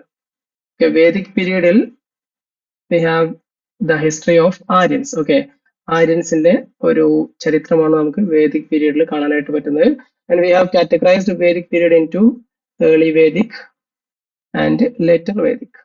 എന്തൊക്കെ വ്യത്യാസമാണ് ഇവർ തമ്മിൽ, അല്ലെങ്കിൽ ഏർലി വേദിക് പീരീഡിലും ലേറ്റർ വേദിക് പീരീഡിലും ഒക്കെ ഉണ്ടായതെന്നുള്ള കൃത്യമായിട്ട് നമുക്ക് അറിയണം. ഇൻഡസ് വാലിയിൽ നിന്ന് തന്നെ നമ്മൾ എന്താണ് പറയല്, അതിന്റെ mature phase, later phase, early phase പറഞ്ഞിട്ടൊക്കെ തിരിക്കാനായിട്ട് പറ്റും. ദെൻ എനിവേസ് വേദിക് പീരീഡിന് ശേഷം എന്ത് ചെയ്യുന്നു, ഇത്ര ആലോചിച്ചാൽ മതിയും. വേദിക് പീരീഡിന്റെ അവസാനം ആയപ്പോഴേക്ക്, ഇത് ലേറ്റർ വേദിക്കിന്റെ ആ ഒരു ടൈം ആയപ്പോഴേക്ക് എന്ത് ചെയ്യുന്നുണ്ട്, Vedic religion became more complex. ഭയങ്കര സാക്രിഫൈസുകളൊക്കെ വന്നു, ഒരുപാട് എന്താണ് പറയല്, കൗ സ്ലോട്ടറുകളൊക്കെ വന്നു, അല്ലെങ്കിൽ സ്ലോട്ടർ ഇൻ ദ സെൻസ് നമ്മൾ എന്താ പറയുക, സാക്രിഫൈസ് ഒരുപാട് വന്നു. പക്ഷെ അവരുടെ വെൽത്ത് ആയിരുന്നു ശരിക്കും കൗ എന്ന് പറയുന്നത്. അതുകൊണ്ട് തന്നെ ഇതൊരു റിലീജിയൻ എന്ന് പറയുന്നത് ഭയങ്കര എക്സ്പെൻസീവ് ആയി, ഒരുപാട് ഹോമങ്ങളൊക്കെ നടക്കുന്ന, പിന്നെ ഈ പ്രീസ്റ്റിന്റെ റോൾ എന്ന് പറയുന്നത് ഭയങ്കര ഡോമിനന്റ് ആയിട്ട് സൊസൈറ്റിയിൽ മാറി. ഇതൊക്കെ ആയപ്പോൾ ഒരു സാധാരണക്കാരായിട്ടുള്ള വിഭാഗം ആൾക്കാർ അതിൽ നിന്ന് ഭയങ്കര ഡിസാറ്റിസ്ഫൈഡ് ആയിരുന്നു. അവിടെ നിന്നാണ് പിന്നെ സംഭവിക്കുന്നത്, നമുക്ക് എല്ലാവർക്കും അറിയാം 62 ഹെറ്ററോഡോക്സ് സെക്ട്. അതായത് അതിലെ ഫേമസ് സെക്ടുകളാണ് ബുദ്ധിസം ആൻഡ് ജൈനിസം. പിന്നെ അതിനകത്ത് വരുന്നതാണ് നമ്മൾ പറയുന്ന അജീവിക, സാർവാകാസ് തുടങ്ങിയിട്ടുള്ള സെക്ടുകളൊക്കെ. പറഞ്ഞു വന്നത് ഈ ഒരു ഓർഡർ മനസ്സിലാക്കി വെക്കുക. ദെൻ ബുദ്ധിസം, ജൈനിസം ഒക്കെ വരുന്ന സമയത്ത് തന്നെ ഉണ്ടാവുന്ന ഒരു ഡെവലപ്മെന്റ് ആണ് മഹാജനപദാസ് എന്ന് പറയുന്നത്. ഇതിന്റെ മുന്നേ ജനപദം ഉണ്ടായിരുന്നു. നമ്മൾ ഡീറ്റെയിൽ ആയിട്ട് എന്താണ് പറയുക, സബ്ജക്ട് ഡിസ്കസ് ചെയ്യുന്ന സമയത്ത് ഓരോ ടോപ്പിക് വൈസ് പറയുമ്പോൾ ഡീറ്റെയിൽ ആയിട്ട് തന്നെ പറയും. സോ ഇവിടെ മഹാജനപദാസ് ഉണ്ടായിരുന്നു. ഈ ബുദ്ധിസ്റ്റ് ജൈൻ ടെക്സ്റ്റുകളിലൊക്കെയാണ് നമുക്ക് മഹാജനപദാസിന്റെ റഫറൻസ് കാണുന്നത്. എന്തായാലും 16 സോലസ മഹാജനപദ, അല്ലെങ്കിൽ 16 മഹാജനപദാസ് ആണ് ആ സമയത്ത് ഉണ്ടായിരുന്നത്. ഇനി ഈ മഹാജനപദാസിന്റെ കൂട്ടത്തിൽ ദ മോസ്റ്റ് പ്രോമിനന്റ്, അല്ലെങ്കിൽ ഏറ്റവും ഇമ്പോർട്ടന്റ് ആയിട്ട് ഉയർന്നു വന്ന മഹാജനപദയാണ് മഗധ എന്ന് പറയുന്നത്. സോ മഗധ എന്ന് പറയുന്നത് 16 എണ്ണത്തിന് വളരെ ടോപ്പ് ആയിട്ട് ഉയർന്നു വരുന്നു. അതിന് മഗധയ്ക്ക് ഒരുപാട് അഡ്വാൻറ്റേജ് ഉണ്ടായിരുന്നു, നമ്മൾ അതിലേക്കൊന്നും പോകുന്നില്ല. സോ മഗധയിൽ പിന്നീട് ഒരുപാട് ഡൈനസ്റ്റീസ് വന്നു. അതിൽ ആദ്യത്തെ ഡൈനസ്റ്റിയാണ് ഹര്യങ്ക, ശിശുനാഗ, നന്ദ തുടങ്ങിയിട്ടുള്ള ഡൈനസ്റ്റീസ്. പിന്നെ ലാസ്റ്റ് നന്ദയായിരുന്ന ധനനന്ദനെ ഡിഫീറ്റ് ചെയ്തിട്ടാണ് എന്ത് ചെയ്യുന്നത്, നമ്മുടെ ചന്ദ്രഗുപ്ത മൗര്യൻ അധികാരത്തിൽ വരുന്നത്. So Mauryas came into power. Okay, Mauryas അധികാരത്തിൽ വരുന്നു എന്നുള്ളതാണ്. പിന്നീട് എന്ത് ചെയ്യുന്നുണ്ട്, മൗര്യാസിനെ പരാജയപ്പെടുത്തിയിട്ട് ലാസ്റ്റ് അശോകനൊക്കെ ശേഷം എന്ത് ചെയ്യുന്നുണ്ട്, ബൃഹദ്രഥനെ പരാജയപ്പെടുത്തിയിട്ട് എന്തായാലും അവിടെ ശുംഗാസ് വരുന്നുണ്ട്, കൻവാസ് വരുന്നുണ്ട്. മൗര്യാസിന് ശേഷം ശുംഗാസ്, കൻവാസ്, പിന്നെ അതിനുശേഷം ഇൻഡോ ഗ്രീക്സ്, പാർത്തിയൻസ്, കുഷാനാസ് ഒക്കെ വരുന്നുണ്ട് മറ്റൊരു ഭാഗത്ത്. സോ ഇത്തരത്തിൽ ഒരുപാട് ഡെവലപ്മെന്റ് വരുന്നു. സൗത്ത് ഇന്ത്യയിൽ നമ്മുടെ എന്താണ് പറയല്, ശതവാഹനാസ് വരുന്നുണ്ട്. ഇങ്ങനെയാണ് നമ്മുടെ ഇന്ത്യൻ ഹിസ്റ്ററി ആൻഷ്യന്റിന് മുന്നോട്ട് പോയിട്ടുള്ളത്. പിന്നീട് നമുക്ക് കാണാനായിട്ട് പറ്റും ഗുപ്താസിന്റെ ഒരു അറൈവൽ എന്നുള്ളതാണ്. ഈ മൗര്യാസിന് ശേഷം ശുംഗാസ്, കൻവാസ് ഒക്കെ വന്നു പോയതിനു ശേഷം ഈ ഇൻഡോ ഗ്രീക്കുകളുടെ ഒക്കെ ശേഷം പിന്നെ വരുന്ന ഏറ്റവും പ്രബലമായിട്ടുള്ള ഒരു ഡൈനസ്റ്റിയാണ് ഗുപ്ത ഡൈനസ്റ്റി എന്ന് പറയുന്നത്. സോ ഗുപ്ത ഡൈനസ്റ്റി വന്നതിന് ശേഷം ഒരുപാട് ഡെവലപ്മെന്റ്സ് ഉണ്ടാവുന്നു, ഒരുപാട് റൂളേഴ്സ് വരുന്നു. അവരൊക്കെ പറ്റി നമുക്ക് ഇന്ത്യയുടെ ചരിത്രത്തിലെ തന്നെ ഗോൾഡൻ ഏജ്, ആൻഷ്യന്റ് ഇന്ത്യയുടെ അല്ലെങ്കിൽ ഇന്ത്യയുടെ ഹിസ്റ്ററിയിലെ ഗോൾഡൻ ഏജ് എന്നൊക്കെ പറയുന്നത് ഗുപ്ത പീരീഡ് ആണ്. പിന്നെ വഗാഡകാസുമായിട്ടുള്ള ബന്ധപ്പെട്ടുള്ള ചരിത്രം നമ്മൾ പഠിക്കും. പിന്നെ അതിനകത്ത് ഗുപ്താസിന് ശേഷം ഹർഷവർദ്ധന എന്ന് പറയുന്നതാണ് ഏറ്റവും പ്രധാനമായിട്ട് വരുന്ന ഒരു റൂളർ എന്ന് പറയുന്നത്. ആൻഷ്യന്റ് ഇന്ത്യയിലെ അവസാനത്തെ റൂളർ എന്നൊക്കെ പറയാൻ പറ്റുന്നതാണെങ്കിൽ മോസ്റ്റ് പവർഫുൾ ആയിരുന്ന ലാസ്റ്റ് റൂൾ എന്ന് പറയുന്നതൊക്കെ ഹർഷവർദ്ധൻ തന്നെയാണ്. ഹർഷവർദ്ധന് ശേഷം പിന്നെ ഒരു വാക്കം പീരീഡ് ആണ്. ഒരു 750 AD വരെയുള്ള സമയത്ത് നമുക്കൊരു ഒഴിവ് കാണാനായിട്ട് പറ്റും. പിന്നെ അതിനുശേഷം നമ്മൾ ഏർലി മെഡീവൽ എന്നാണ് പൊതുവെ പറയാറുള്ളത്. ആ സമയത്താണ് നമ്മുടെ എന്താണ് ഇന്ത്യ ചരിത്രത്തിലെ ഒരു 3 ശക്തികൾ, പ്രതിഹാര, രാഷ്ട്രകൂട, ഇന്ത്യയുടെ ഡിഫറെന്റ് പാർട്ടുകളിൽ ഈ പറഞ്ഞ 3 ഡൈനാസ്റ്റീസ് എമർജ് ചെയ്തു വരുന്നു. ഇതാണ് പ്രധാനമായിട്ട് 3 മെഡീവൽ, ഏർലി മെഡീവലിലെ 3 പ്രധാന ഡൈനാസ്റ്റീസ് എന്ന് പറയുന്നത്. അതല്ലാത്ത ഒരുപാട് റീജിയണൽ ഡൈനാസ്റ്റീസ് ഡെക്കാനിൽ വന്നിട്ടുള്ളത്, അതുപോലെ തന്നെ വെസ്റ്റ് ഇന്ത്യ, ഈസ്റ്റ് ഇന്ത്യ എന്നൊക്കെ നമ്മൾ പഠിക്കും. എന്തായാലും പ്രധാനപ്പെട്ട ഒരുപാട് ഡൈനാസ്റ്റീസ് എമർജ് ചെയ്തു വരുന്നു. പിന്നെ നമുക്ക് എല്ലാവർക്കും അറിയാം അടുത്തൊരു ഘട്ടം എന്ന് പറയുന്നത് ഈ ഒരു 712 AD ഒരു മുഹമ്മദ് ബിൻ ഖാസിമിന്റെ സിന്ധ് ഇൻവേഷൻ വരുന്നുണ്ട്. പിന്നെ ഗസ്നാവിദ് ഇൻവേഷൻ വരുന്നുണ്ട്. പിന്നെ ഗോറിയദ് ഇൻവേഷൻ വരുന്നുണ്ട്. ഗോറിയദിന് ശേഷം പിന്നീട് എന്ത് ചെയ്യാം, ഡൽഹി സുൽത്താനേറ്റ് വരുന്നു. ഡൽഹി സുൽത്താനേറ്റിലെ slave dynasty, Khilji dynasty, Tughlaq dynasty, Sayyid dynasty, Lodhi dynasty തുടങ്ങിയ 5 ഡൈനസ്റ്റീസ് വരുന്നു. പിന്നെ മുഗൾസ് വരുന്നു. ആൻഡ് മുഗൾസിന്റെ കാലഘട്ടം ഒരുപാട് എന്താണ് പറയലേ, ബാബർ, ഹുമയൂൺ, അക്ബർ, ജഹാംഗീർ, ഷാജഹാൻ, ഔറംഗസീബ് തുടങ്ങിയ റൂളേഴ്സ് ഒക്കെ ഭരിക്കുന്നു. പിന്നെ ലെറ്റർ മുഗൾസ് വരുന്നു. Simultaneously on the other side foreigners, അതായത് ബ്രിട്ടീഷ്, ഡച്ച്, ഫ്രഞ്ച് തുടങ്ങിയിട്ടുള്ള യൂറോപ്യൻസ് ഇന്ത്യയിലേക്ക് വരുന്നു. അവര് ഇവിടെ കൊളോണിയലിസം സ്ഥാപിക്കുന്നു. പിന്നെ മോഡേൺ ഇന്ത്യൻ ഹിസ്റ്ററിയിലേക്ക് എത്തുന്നു. അത്രയാണ് നമ്മുടെ ഒരു ഔട്ട്ലൈൻ എന്ന് പറയുന്നത്. ഇനി ഞാൻ സിലബസിന്റെ ആ ഒരു പാർട്ടിലേക്ക് തന്നെ പോവാണ്. സോ സിലബസിൽ 2ാമത്തെ യൂണിറ്റിലേക്ക് വരികയാണെങ്കിൽ സ്റ്റേറ്റ് ടു എംപയർ, അതായത് റൈസ് ഓഫ് മഗധ, ഇനിയിപ്പോ പറഞ്ഞ കാര്യമാണ്. ഇതിന് മഗധയിലെ പ്രധാനപ്പെട്ട ഡൈനാസ്റ്റീസ് നമ്മൾ പറയും. അതുപോലെ അലക്സാണ്ടറിന്റെ ഇൻഡോ ഗ്രീക്ക് ഇൻവേഷൻസ് അല്ലെങ്കിൽ ഗ്രീക്ക് ഇൻവേഷൻസ് ഒക്കെ നമ്മൾ പറയും. പിന്നെ അതിനകത്ത് മൗര്യൻ എംപയർ നമ്മൾ ഡിസ്കസ് ചെയ്യും മഗധയ്ക്ക് ശേഷം. പിന്നെ അതിനകത്ത് ഇൻഡോ ഗ്രീസ്, ശുംഗാസ്, ശതവാഹനാസ്, കുഷാനാസ്, ശക, ക്ഷത്രപാസ് ഇങ്ങനെ തുടങ്ങിയിട്ടുള്ള ഭാഗത്ത് വരും. അതിനിടയ്ക്ക് സൗത്ത് ഇന്ത്യയിൽ ഒന്ന് പോയി സംഘം ലിറ്ററേച്ചറിനെ പറ്റിയൊക്കെ ഡിസ്കസ് ചെയ്യും. സംഘകാലത്തെ ഡൈനാസ്റ്റീസിനെ പറ്റി നമ്മൾ ചർച്ച ചെയ്യും. പിന്നെ Gupta, Vakataka age, Harsha and his times. Then 3rd യൂണിറ്റിലേക്ക് വരികയാണെങ്കിൽ റീജിയണൽ കിങ്ഡംസ്, സൗത്ത് ഇന്ത്യയിൽ, ഈസ്റ്റ് ഇന്ത്യയിൽ, വെസ്റ്റേൺ ഇന്ത്യയിൽ ഈ പറഞ്ഞ രാഷ്ട്രകൂട, പ്രതിഹാര, പാല തുടങ്ങിയുള്ള ഡൈനാസ്റ്റീസ് നമ്മൾ പറയും. then കടമ്പ, അതുപോലെ ചാലൂക്യാസ് തുടങ്ങിയിട്ടുള്ളവ, പല്ലവ, ചേര, ചോള, പാണ്ഡ്യാസ്, അതുപോലെ ബംഗാളിലെ സേനാസ്, പിന്നെ കാരച്ചുരീസ് ഓഫ് ചേരി, ഗഡവാലാസ്, ഗുർജര, പ്രതിഹാര ഇങ്ങനെ തുടങ്ങിയ ഒരുപാട് ഡൈനാസ്റ്റീസ്. പിന്നെ ആ സമയത്തിട്ടുള്ള അവിടുത്തെ അഡ്മിനിസ്ട്രേഷൻ എങ്ങനെയായിരുന്നു, പൊളിറ്റിക്കൽ സ്ട്രക്ചർ, എക്കണോമി, അതുപോലെ ട്രേഡ്, ഇതെല്ലാം ഞാൻ ജസ്റ്റ് ഔട്ട്ലൈൻ മാത്രം പറയാട്ടോ. ഇതെല്ലാം നമ്മൾ ചർച്ച ചെയ്യും. പിന്നെ അവിടെയുള്ള ലാൻഡ് ഡൊണേഷൻസ് ഇതേപോലുള്ള കാര്യങ്ങൾ നമ്മൾ ചർച്ച ചെയ്യും. അറബ് കോൺട്രാക്ട്, അതായത് ഈ പറഞ്ഞ എന്താണ് പറയല്, AD 712 ഇൻവേഷൻ മുതൽ നമ്മൾ ചർച്ച ചെയ്യും. പിന്നെ ഗസ്നാവിദ് കോൺക്വസ്റ്റുകളൊക്കെ പറയും. പിന്നെ ഈ പറഞ്ഞ സ്റ്റേറ്റ് ഫോർമേഷൻ ഡിബേറ്റ് ഉണ്ട്, feudal mode, segmentary state, integrative model എന്നൊക്കെ പറഞ്ഞിട്ടുള്ള സെഗ്മെന്ററി സ്റ്റേറ്റ് ഒക്കെ ചോദിക്കാറുണ്ട് സൗത്ത് ഇന്ത്യയിലെ കാര്യങ്ങളൊക്കെ പറഞ്ഞിട്ട്. പിന്നെ 4th യൂണിറ്റിലേക്ക് വരികയാണെങ്കിൽ മെഡീവൽ ഇന്ത്യൻ ഹിസ്റ്ററിയിലേക്ക് എത്തുന്നു. അവിടുത്തെ സോഴ്സുകളെ പറ്റി ആദ്യം പറയും. പിന്നെ പൊളിറ്റിക്കൽ ഹിസ്റ്ററിനെ പറയും. പിന്നെ മുഗൾ എംപയറിനെ പറ്റിയിട്ട് നമ്മൾ പറയും, അതായത് അവിടുത്തെ എല്ലാ പൊളിറ്റിക്കൽ ഡൈനാസ്റ്റീസിനെ പറ്റി പറയും. ദെൻ സൗത്ത് ഇന്ത്യയിലെ വിജയനഗറിനെ പറ്റിയിട്ട് പറയും. അതുപോലെ തന്നെ മറാത്തിനെ പറ്റിയിട്ട് പറയും. ദെൻ സൗത്ത് ഇന്ത്യയിലെ ഡക്കാൻ സുൽത്താനേറ്റിനെ പറ്റിയിട്ട് പറയും. എല്ലാം നമ്മൾ ഡിസ്കസ് ചെയ്യും. പിന്നെ അവിടുത്തെ അഡ്മിനിസ്ട്രേഷൻ ആൻഡ് എക്കണോമിയാണ് വരിക. അതിനകത്ത് ഇവരുടെ മുഗൾസിന്റെ അഡ്മിനിസ്ട്രേഷൻ എന്തായിരുന്നു, സുൽത്താനേറ്റ് അഡ്മിനിസ്ട്രേഷൻ എന്തായിരുന്നു, ഇക്ത സിസ്റ്റം, അതുപോലെ ഈ മുഗൾസ് സുബാസ് ആയിട്ട് തിരിച്ചിട്ടുള്ളത്, അതുപോലെ ജാഗീർദാരി മൻസബ്ദാരി സിസ്റ്റം, ഇങ്ങനെയുള്ള കാര്യങ്ങളൊക്കെ അതിൽ ഡിസ്കസ് ചെയ്യും. പിന്നെ അവിടുത്തെ ഇൻഡസ്ട്രീസ് ഏതൊക്കെയായിരുന്നു, കോട്ടൺ, ഹാൻഡിക്രാഫ്റ്റ് ഒക്കെ നമ്മൾ പറയും. പിന്നെ trade and commerce, frontier policies, then agricultural production, irrigation system, അവിടെയുള്ള ലാൻഡ് ടൈപ്പുകൾ, ഇതൊക്കെ നമ്മൾ ഡിസ്കസ് ചെയ്യും. പിന്നെ 6ാമത്തെ യൂണിറ്റിലേക്ക് വരണമെങ്കിൽ സൊസൈറ്റി ആൻഡ് കൾച്ചർ ആണ്. അതുകൊണ്ട് തന്നെ അവിടുത്തെ സൂഫീസിനെ പറ്റി പറയും, ഭക്തി മൂവ്മെന്റിനെ പറ്റി പറയും. ദെൻ സൂഫി സൈനികളെ അവരുടെ എന്താണ് ലൊക്കേഷൻ ഏതായിരുന്നു, സിഖ് മൂവ്മെന്റിനെ പറ്റിയിട്ട് പറയുന്നു. ദെൻ സൊസൈറ്റിയിലുള്ള മറ്റു ചേഞ്ചസ്, വുമൻസിന്റെ conditions, zenana system, devadasi system, അവിടുത്തെ fine art, architecture, painting, music, ഇങ്ങനെയുള്ള എല്ലാ സംഗതികളും അതിനകത്ത് ഡിസ്കസ് ചെയ്യും. പിന്നെ 7th യൂണിറ്റിലേക്ക് വരികയാണെങ്കിൽ അഗെയിൻ ഒരു പുതിയ പാർട്ടാണ്, മോഡേൺ ഇന്ത്യൻ ഹിസ്റ്ററി ആണ്. അതുകൊണ്ട് തന്നെ അതിന്റെ സോഴ്സ് വെച്ച് തുടങ്ങും. പിന്നെ ബ്രിട്ടീഷുകാർ ശക്തരായിട്ട് കയറി വന്നത് എങ്ങനെയാണെന്നുള്ളത്, അതുകൊണ്ട് തന്നെ അവിടെ പോർച്ചുഗീസുകാരും ഡച്ചുകാരും ഫ്രഞ്ചുകാരൊക്കെ പറയും, അവരൊക്കെ പരാജയപ്പെടുത്തി ബ്രിട്ടീഷുകാർ എങ്ങനെ മുകളിലേക്ക് എത്തി എന്നുള്ളത് പറയും. പിന്നെ ഇന്ത്യയിലെ പ്രധാനപ്പെട്ട സ്റ്റേറ്റുകളുമായിട്ട് ബ്രിട്ടീഷ് റിലേഷൻ എങ്ങനെയായിരുന്നു, ബംഗാൾ, അവധ്, ഹൈദരാബാദ് തുടങ്ങിയുള്ള സ്റ്റേറ്റുകൾ, മൈസൂര്, കർണാട്ടിക് യുദ്ധങ്ങള്, പഞ്ചാബായിട്ടുള്ള സിഖ് യുദ്ധങ്ങള്, ആംഗ്ലോ യുദ്ധങ്ങളൊക്കെ എന്ത് ചെയ്യും, ആംഗ്ലോ ഇന്ത്യൻ യുദ്ധം, ഇങ്ങനെ നമുക്ക് പറയാം അല്ലെ. അതായത് ഇന്ത്യയിലെ സ്റ്റേറ്റുകളുമായിട്ട് ബ്രിട്ടീഷുകാർ നടത്തിയ യുദ്ധങ്ങളൊക്കെ അവിടെ പറയും. അതിന്റെ ട്രീറ്റികളൊക്കെ വളരെ ഇമ്പോർട്ടന്റ് ആണ്. ഫൈനലി 1857 റിവോൾട്ട്, അതിന്റെ കാരണങ്ങൾ, അതിന്റെ ഇമ്പാക്ട് ഒക്കെ പറയും. സ്പീഡിൽ പറയുന്നത് വെച്ചാലേ ഞാൻ ഈ സെഷന് കുറച്ച് ഷോർട്ട് ആക്കാനാണ് വിചാരിച്ചിരുന്നത്, പക്ഷെ പറയുന്നു എന്നത് മാത്രമല്ല, നമ്മൾ ഒരുപാട് സാഹചര്യത്തിൽ നമ്മൾ എന്ത് ചെയ്യേണ്ടത് പറഞ്ഞു വന്നപ്പോൾ ഇത്ര ലെങ്ത് ആയി പോയതാണ്. ബട്ട് ഓൾറെഡി നിങ്ങൾക്ക് അറിയുന്ന സംഗതി തന്നെ ആയിരിക്കാം. വളരെ പ്രധാനപ്പെട്ട സംഗതി ഒന്നുമില്ല. സിലബസിന്റെ ഒരു ഔട്ട്ലൈൻ ഞാൻ ജസ്റ്റ് സൂചിപ്പിക്കുന്നു, അതിനുശേഷം അതിനൊന്ന് ഡീറ്റെയിൽ ആയിട്ട് പറയുന്നു, ഇത്ര മാത്രമേ ഉള്ളൂ. ഇനി ഇതൊന്നുകൂടി സമറൈസ് ചെയ്തിട്ട് കുറച്ച് ടോപ്പിക്കുകളായിട്ട് മാത്രമേ ഞാൻ വെച്ചിട്ടുണ്ട്, അതുകൊണ്ട് ജസ്റ്റ് പറയാം. Then administration of the company, കമ്പനിയുടെ അഡ്മിനിസ്ട്രേഷൻ, അതിനകത്ത് 1773 റെഗുലേറ്റിംഗ് ആക്ട് മുതൽ, അതല്ലെങ്കിൽ 1757 പ്ലാസി യുദ്ധം വിജയിച്ചത് മുതൽ, പിന്നെ 1764 ബക്സാർ യുദ്ധത്തിന് ശേഷം 1765 ട്രീറ്റി ഓഫ് അലഹാബാദ് മുതൽ ഉള്ള എല്ലാ സംഗതികളും അതിനകത്ത് ഡിസ്കസ് ചെയ്യും. Then 1935 government of India act വരെയുള്ള സംഗതികളൊക്കെ ഈ ഒരു പാർട്ടിൽ തന്നെ നമ്മൾ ചർച്ച ചെയ്യും.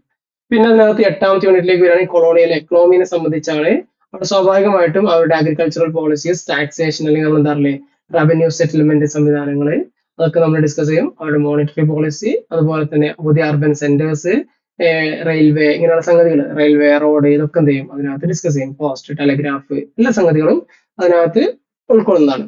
ദെൻ അതിനകത്ത് എഡ്യൂക്കേഷൻ വരുന്നുണ്ട്, അതിൽ ഇന്ത്യൻ റിനൈസൻസ് വരുന്നുണ്ട്. നമുക്കറിയാം ഒരുപാട് രാജാറാം മോഹൻ റായിനെ പോലെ അതുപോലെയുള്ള ഒരുപാട് ആൾക്കാർ എന്ത് ചെയ്തിട്ടുണ്ട്, ഒരുപാട് മൂവ്മെന്റ്സ് സ്ഥാപിച്ചിട്ടുണ്ട്. അതിന്റെ വർഷങ്ങള്, സ്ഥലങ്ങള്, ആൾക്കാരൊക്കെ നമുക്ക് പഠിക്കണം. പിന്നെ വുമൻസ് ക്വസ്റ്റ്യൻ, പ്രിന്റിംഗ് പ്രസ്, ഒരുപാട് ന്യൂസ് പേപ്പേഴ്സ്, പബ്ലിഷേഴ്സ്, അതിന്റെ തുടക്കക്കാർ, ഫൗണ്ടേഴ്സ്, ഇവരുടെ സംഗതികളുണ്ട്. ഒരുപാട് ചോദ്യം വരുന്ന ഏരിയ ആണ്. പിന്നെ അതിനകത്ത് ചെറിയ രീതിയിൽ എന്ത് ചെയ്യാറുണ്ട്, പെയിന്റിംഗ്, മ്യൂസിക്, പെർഫോമിംഗ് ആർട്ട് ഒക്കെ വരാറുണ്ട്. ചിലപ്പോൾ ഡ്രാമനൊക്കെ സംബന്ധിച്ചൊക്കെ ചോദിക്കാറുണ്ട്.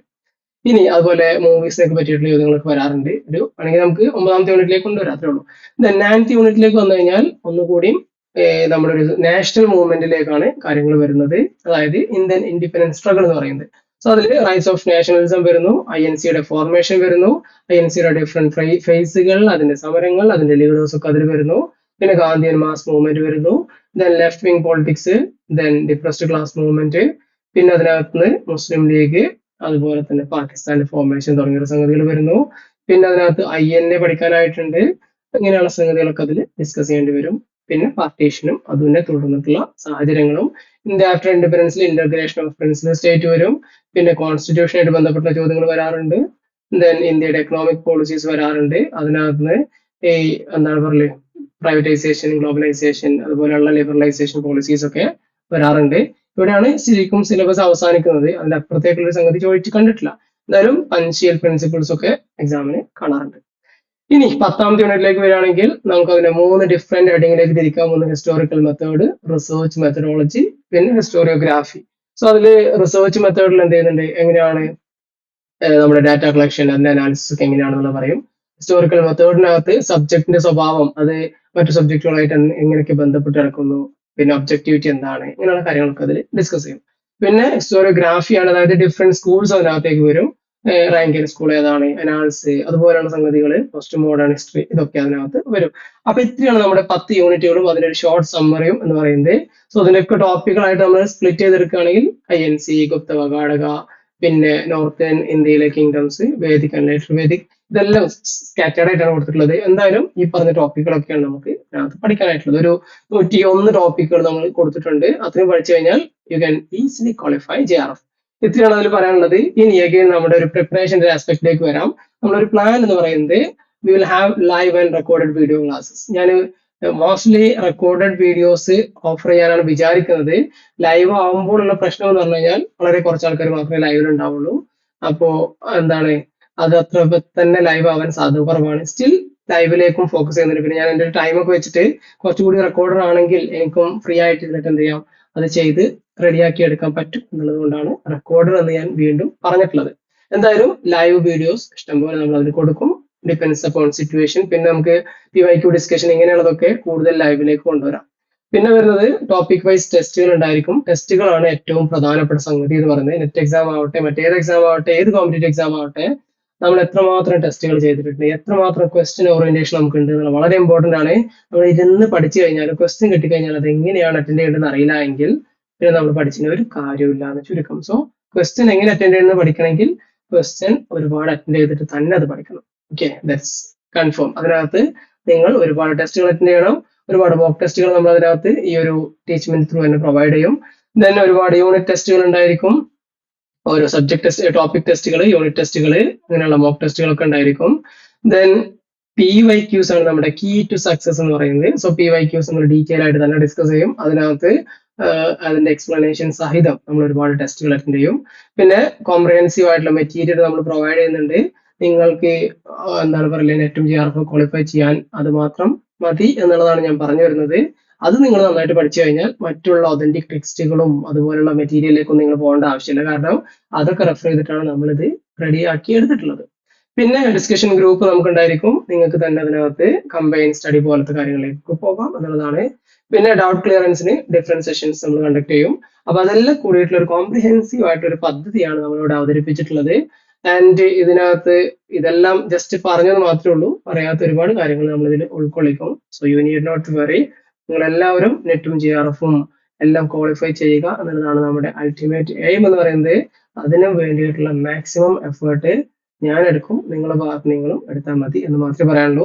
ഇനി നെറ്റ് എക്സാമിന്റെ ഒരു മോക്ക് ടെസ്റ്റ് ചെയ്യാൻ ആഗ്രഹമുള്ള ആൾക്കാർക്ക് NTAന്റെ വെബ്സൈറ്റിൽ തന്നെ പോയിട്ട് എന്ത് ചെയ്യാം, മോക്ക് ടെസ്റ്റ് ചെയ്യാനായിട്ട് പറ്റും. ഈ ഒരു എന്താണ് ഒരു ഡോക്യുമെന്റ് ഞാൻ നിങ്ങളുടെ ആ ഒരു സ്റ്റഡി മെറ്റീരിയലിന്റെ ഭാഗത്ത് അപ്ലോഡ് ചെയ്ത് വെക്കുന്നുണ്ട്. സോ അവിടെ കയറി കഴിഞ്ഞാൽ തന്നെ എനിക്ക് ഒരു ലിങ്ക് ഓപ്പൺ ആയിട്ട് വരും PDF-ൽ. അത് തുറന്നു കഴിഞ്ഞാൽ സുഖമായിട്ട് അവിടേക്ക് എത്താൻ പറ്റും. ഇനി അതല്ലെങ്കിൽ ലിങ്ക് ചോദിച്ചാൽ മതി, ഞാൻ വാട്സ്ആപ്പ് ഗ്രൂപ്പിൽ ഷെയർ ചെയ്തിട്ടുണ്ട്. അതിൽ കയറി കഴിഞ്ഞാൽ നിങ്ങൾക്ക് ഡീറ്റെയിൽസ് എൻ്റർ ചെയ്തിട്ട് എന്ത് ചെയ്യാം, ടെസ്റ്റ് അറ്റൻഡ് ചെയ്യാനായിട്ട് പറ്റും. ഇവിടെ മോക്ക് ടെസ്റ്റ് എന്നുള്ള സംഗതി കാണാനായിട്ട് പറ്റും. അല്ലെങ്കിൽ ഈ ലിങ്കിൽ കയറി കഴിഞ്ഞാൽ നേരിട്ട് മോക്ക് ടെസ്റ്റിലേക്ക് നിങ്ങൾ എത്തും. ഓക്കെ, പോകുന്നതിന് മുൻപ് വളരെ സന്തോഷകരമായിട്ടുള്ള ഒരു കാര്യം ഷെയർ ചെയ്യാനായിട്ടുണ്ട്. മറ്റൊന്നുമല്ല, നമ്മുടെ ഹിസ്റ്റോറിക്സ് UGC NET JRF PhD ഒക്കെ സമഗ്രമായിട്ടുള്ള കോച്ചിങ് നൽകുന്ന ഏറ്റവും പ്രീമിയം ബാച്ച് ആയിട്ടുള്ള JRF ക്രൗൺ ബാച്ചിലേക്കുള്ള അഡ്മിഷൻ ഇപ്പോൾ നടന്നുകൊണ്ടിരിക്കുന്നുണ്ട്. ആൻഡ് ഈ ഒരു ബാച്ചിൽ നിങ്ങൾ ജോയിൻ ചെയ്യുന്നതിലൂടെ ഒരു തവണ നിങ്ങൾ ഫീ അടച്ചു കഴിഞ്ഞാൽ നിങ്ങൾ എന്നാണോ ക്വാളിഫൈ ചെയ്യുന്നത് അന്ന് വരെ നിങ്ങൾക്ക് മുഴുവൻ കണ്ടന്റിലേക്കും ആക്സസ് ഉണ്ടായിരിക്കുന്നതാണ് എന്നുള്ളതാണ്. അതുപോലെ തന്നെ നിങ്ങൾ ആദ്യം ജോയിൻ ചെയ്യുക. ജോയിൻ ചെയ്ത് നിങ്ങൾ ആപ്പ് എക്സ്പ്ലോർ ചെയ്യുന്നു, ക്ലാസ്സുകൾ കാണുന്നു, ടെസ്റ്റുകൾ അറ്റൻഡ് ചെയ്യുന്നു, മെറ്റീരിയലുകളൊക്കെ എക്സ്പ്ലോർ ചെയ്യുന്നു. എന്നിട്ട് നിങ്ങൾ സാറ്റിസ്ഫൈഡ് ആണെങ്കിൽ മാത്രം നിങ്ങൾ ഫീ അടച്ച് തുടർന്നാൽ മതി എന്നുള്ളതാണ്. ആൻഡ് ഫീ എന്ന് പറയുന്നത് നിങ്ങൾ വിചാരിക്കുന്ന പോലെ ഭീകരമായ ഫീ ഒന്നുമില്ല. ശരിക്കും നെറ്റിന്റെ ഒരു കോച്ചിങ്ങിന്റെ ഒരു മാർക്കറ്റ് വാല്യൂ എന്ന് പറയുന്നത് 30,000 40,000 അതിൽ കൂടുതലൊക്കെ കൊടുത്തിട്ട് ആൾക്കാർ കോച്ചിങ് എടുക്കുന്നുണ്ട്. പക്ഷെ ഇവിടെ നമ്മൾ പറയുന്നത് വെറും 1999 രൂപയാണ്. വളരെ നിസ്സാരമായിട്ടുള്ള വളരെ കുറഞ്ഞ ഫീയിൽ ഏറ്റവും ബെസ്റ്റ് ക്വാളിറ്റി കണ്ടന്റുകൾ ആൾക്കാരിലേക്ക് എത്തിക്കണം എന്നുള്ള ആഗ്രഹം ഉള്ളതുകൊണ്ട് തന്നെയാണ്. സോ പറഞ്ഞു വരുന്നത് 1999 രൂപക്ക് നിങ്ങൾക്ക് ദ ബെസ്റ്റ് കോച്ചിങ് എന്നുള്ളത്, നിങ്ങൾക്ക് ഏറ്റവും ബെസ്റ്റ് മെറ്റീരിയൽ, ഏറ്റവും ബെസ്റ്റ് ക്ലാസ്സസ് പ്രൊവൈഡ് ചെയ്യാനായിട്ട് സാധിക്കും എന്നുള്ളതാണ് പറഞ്ഞു വരുന്നത്. ക്വാളിറ്റിയിൽ യാതൊരു കോംപ്രമൈസും വരുത്താതെ തന്നെ ഏറ്റവും ചെറിയ ഫീയിൽ നിങ്ങൾക്ക് നിങ്ങളുടെ നെറ്റ് JRF PhD സ്വപ്നങ്ങളൊക്കെ കംപ്ലീറ്റ് ചെയ്യാം, അതെല്ലാം നേടിയെടുക്കാം എന്നുള്ളത് തന്നെയാണ്. സോ നമ്മൾ ഇതിനകത്ത് പ്രോമിസ് ചെയ്യുന്ന നമ്മുടെ പ്രധാനപ്പെട്ട ഫീച്ചേഴ്സ് എന്ന് പറയുന്നത് ലൈവ് ആൻഡ് റെക്കോർഡഡ് ക്ലാസ്സസ് എന്നുള്ളതാണ്. നമ്മുടെ മൊത്തം ഹിസ്റ്ററി സിലബസിനെ ഏതാണ്ട് ഒരു 100 ചില്ലാനം ടോപ്പിക്കുകളാക്കി ഡിവൈഡ് ചെയ്തിട്ട് അതിന്റെ അടിസ്ഥാനത്തിൽ നമ്മൾ എന്ത് ചെയ്യും, ലൈവ് ക്ലാസ്സുകളും റെക്കോർഡഡ് ക്ലാസ്സുകളും നൽകുന്നതായിരിക്കും. ആൻഡ് ലൈവ് PYQ ഡിസ്കഷൻസ് ഉണ്ടായിരിക്കും. അതായത് 1000-ഓളം PYQs ഡിസ്കസ് ചെയ്യുന്ന ലൈവ് സെഷൻസ് നിങ്ങൾക്ക് കിട്ടും എന്നുള്ളതാണ്. അതുപോലെ തന്നെ ഓരോ ടോപ്പിക്കിനും അതിൻ്റെ കൂടെ തന്നെ ടോപ്പിക് ടെസ്റ്റുകൾ ഉണ്ടായിരിക്കും. ഓരോ പാർട്ട് വീഡിയോയും നിങ്ങൾ കണ്ടു കഴിഞ്ഞാൽ നിങ്ങൾക്ക് അതിന്റെ ടെസ്റ്റ് അറ്റൻഡ് ചെയ്യേണ്ടതായിട്ട് വരും. ആ ഒരു ടോപ്പിക്കിന്റെ ലെങ്തിനനുസരിച്ച് ചിലപ്പോൾ 100 ക്വസ്റ്റ്യൻ ആയിരിക്കും, ചിലപ്പോൾ 50 ക്വസ്റ്റ്യൻ ആയിരിക്കും, ചിലപ്പോൾ 25 ക്വസ്റ്റ്യൻ ആയിരിക്കും. Depends upon the length of the topic. നിങ്ങൾക്ക് എന്ത് ചെയ്യും, നിങ്ങൾക്ക് എന്തായാലും അവിടെ ഒരു ഇവാലുവേഷൻ പ്രോസസ്സിലൂടെ അല്ലെങ്കിൽ ഒരു ടെസ്റ്റിലൂടെ കടന്നു പോകണം എന്നുള്ളത് തന്നെയാണ്. അതുപോലെ തന്നെ യൂണിറ്റ് ടെസ്റ്റുകൾ ഉണ്ടായിരിക്കും. ഓരോ യൂണിറ്റും കംപ്ലീറ്റ് ചെയ്യുന്നതിനനുസരിച്ചിട്ട് ആ യൂണിറ്റിൽ നിന്ന് വന്നിട്ടുള്ള PYQs ഒക്കെ വെച്ചിട്ടുള്ള ടെസ്റ്റുകൾ ഉണ്ടായിരിക്കും. അതുപോലെ തന്നെ മോക്ക് ടെസ്റ്റുകൾ ഉണ്ടായിരിക്കും. Regular mock test, full mock ടെസ്റ്റുകൾ ഉണ്ടായിരിക്കും. വീക്ക്ലി മന്ത്ലി ഒക്കെ മോക്ക് ടെസ്റ്റുകൾ നമ്മൾ കണ്ടക്ട് ചെയ്യും. അതുപോലെ തന്നെ ഏറ്റവും കോംപ്രിഹെൻസീവ് ആയിട്ടുള്ള ഏറ്റവും ബെസ്റ്റ് അവൈലബിൾ മെറ്റീരിയൽ നിങ്ങൾക്ക് പ്രൊവൈഡ് ചെയ്യുന്നതായിരിക്കും. പ്രോപ്പറായിട്ട് PYQ റെഫർ ചെയ്തിട്ട് ഒരുപാട് ഹോംവർക്ക് ചെയ്ത് റെഡി ആക്കിയിട്ടുള്ള മെറ്റീരിയൽ ആണ്. സോ ഇറ്റ് ഈസ് വർത്ത് എന്നുള്ളതിൽ യാതൊരു സംശയവുമില്ല. സോ നിങ്ങൾക്ക് അത്രയും വാല്യബിൾ ആയിട്ടുള്ള മെറ്റീരിയൽ നിങ്ങൾക്ക് ലഭ്യമാക്കും. അതുപോലെ തന്നെ 24/7 മെന്റർ സപ്പോർട്ട് ഉണ്ടായിരിക്കും. ഏതൊരു എക്സാം ആയിക്കോട്ടെ, ഏതൊരു പ്രിപ്പറേഷൻ ആവട്ടെ, നിങ്ങൾക്ക് ഒരു പ്രോപ്പർ ഗൈഡൻസ് ഉണ്ടാവുക, ഒരു പ്രോപ്പർ മെന്റർ ഉണ്ടാവുക എന്നുള്ളത് ഏറ്റവും ഇമ്പോർട്ടന്റ് ആണ്. സോ നിങ്ങൾ എവിടെ ആവട്ടെ, ഏത് സമയത്താവട്ടെ, നിങ്ങൾക്ക് മെന്ററിന്റെ സപ്പോർട്ട് ഉണ്ടായിരിക്കും. മെന്റർ ആയിട്ട് ഞാൻ തന്നെ ഉണ്ടാവും എന്നുള്ളതാണ്. ആൻഡ് ഇതിന്റെ ഒന്നുകൂടി ഡീറ്റെയിൽ ആയിട്ട് പറയുകയാണെങ്കിൽ video recorded and live video ക്ലാസ്സുകൾ ഉണ്ടായിരിക്കും. എക്സ്ക്ലൂസീവ് ലേണിംഗ് മെറ്റീരിയൽ ഉണ്ടായിരിക്കും. PYQ ബേസ് ആയിട്ട് പ്രിപ്പയർ ചെയ്തിട്ടുള്ള മെറ്റീരിയൽ ഉണ്ടായിരിക്കും. അതുപോലെ ലൈവ് ക്ലാസ്സിലും അല്ലാത്ത റെക്കോർഡഡ് സെഷനിലൊക്കെ ഉപയോഗിച്ചിട്ടുള്ള PPTകൾ നിങ്ങൾക്ക് എന്ത് ചെയ്യും, മെറ്റീരിയൽ ആയിട്ട് അവൈലബിൾ ആക്കും. ദെൻ 1000ഓളം ക്വസ്റ്റ്യൻസ് ഡിസ്കസ് ചെയ്യുന്ന അല്ലെങ്കിൽ 1000ൽ കൂടുതൽ ക്വസ്റ്റ്യൻസ് ഡിസ്കസ് ചെയ്യുന്ന ലൈവ് PYQ ഡിസ്കഷൻ സെഷൻസ് ഉണ്ടായിരിക്കും. അതായത് പഴയ വർഷങ്ങളിലെ ക്വസ്റ്റ്യൻസ് വിത്ത് ഇറ്റ്സ് എക്സ്പ്ലനേഷൻ നമ്മൾ ലൈവിൽ ചർച്ച ചെയ്യും. അതുപോലെ ടോപ്പിക് വൈസ് ടെസ്റ്റുകൾ ഉണ്ടായിരിക്കും. യൂണിറ്റ് ടെസ്റ്റുകൾ, ഫുൾ ലെങ്ത് മോക്ക് ടെസ്റ്റ് ഉണ്ടായിരിക്കും. മന്ത്ലി, വീക്ക്ലി, ഡെയിലി ടെസ്റ്റുകളൊക്കെ ഉണ്ടായിരിക്കും.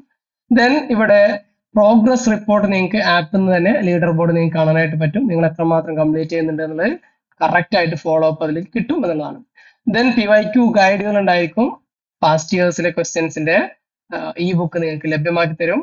അതുപോലെ തന്നെ ലെസൺ പ്ലാന്, ആ ലെസൺ പ്ലാന് പ്രകാരം നമ്മൾ ക്ലാസ്സുകൾ ഷെഡ്യൂൾ ചെയ്യും. കറക്റ്റ് ആ ടൈം ബൗണ്ട് ആയിട്ട് നിങ്ങൾക്ക് നിങ്ങളുടെ പഠനം കംപ്ലീറ്റ് ചെയ്യാം എന്നുള്ളതാണ്.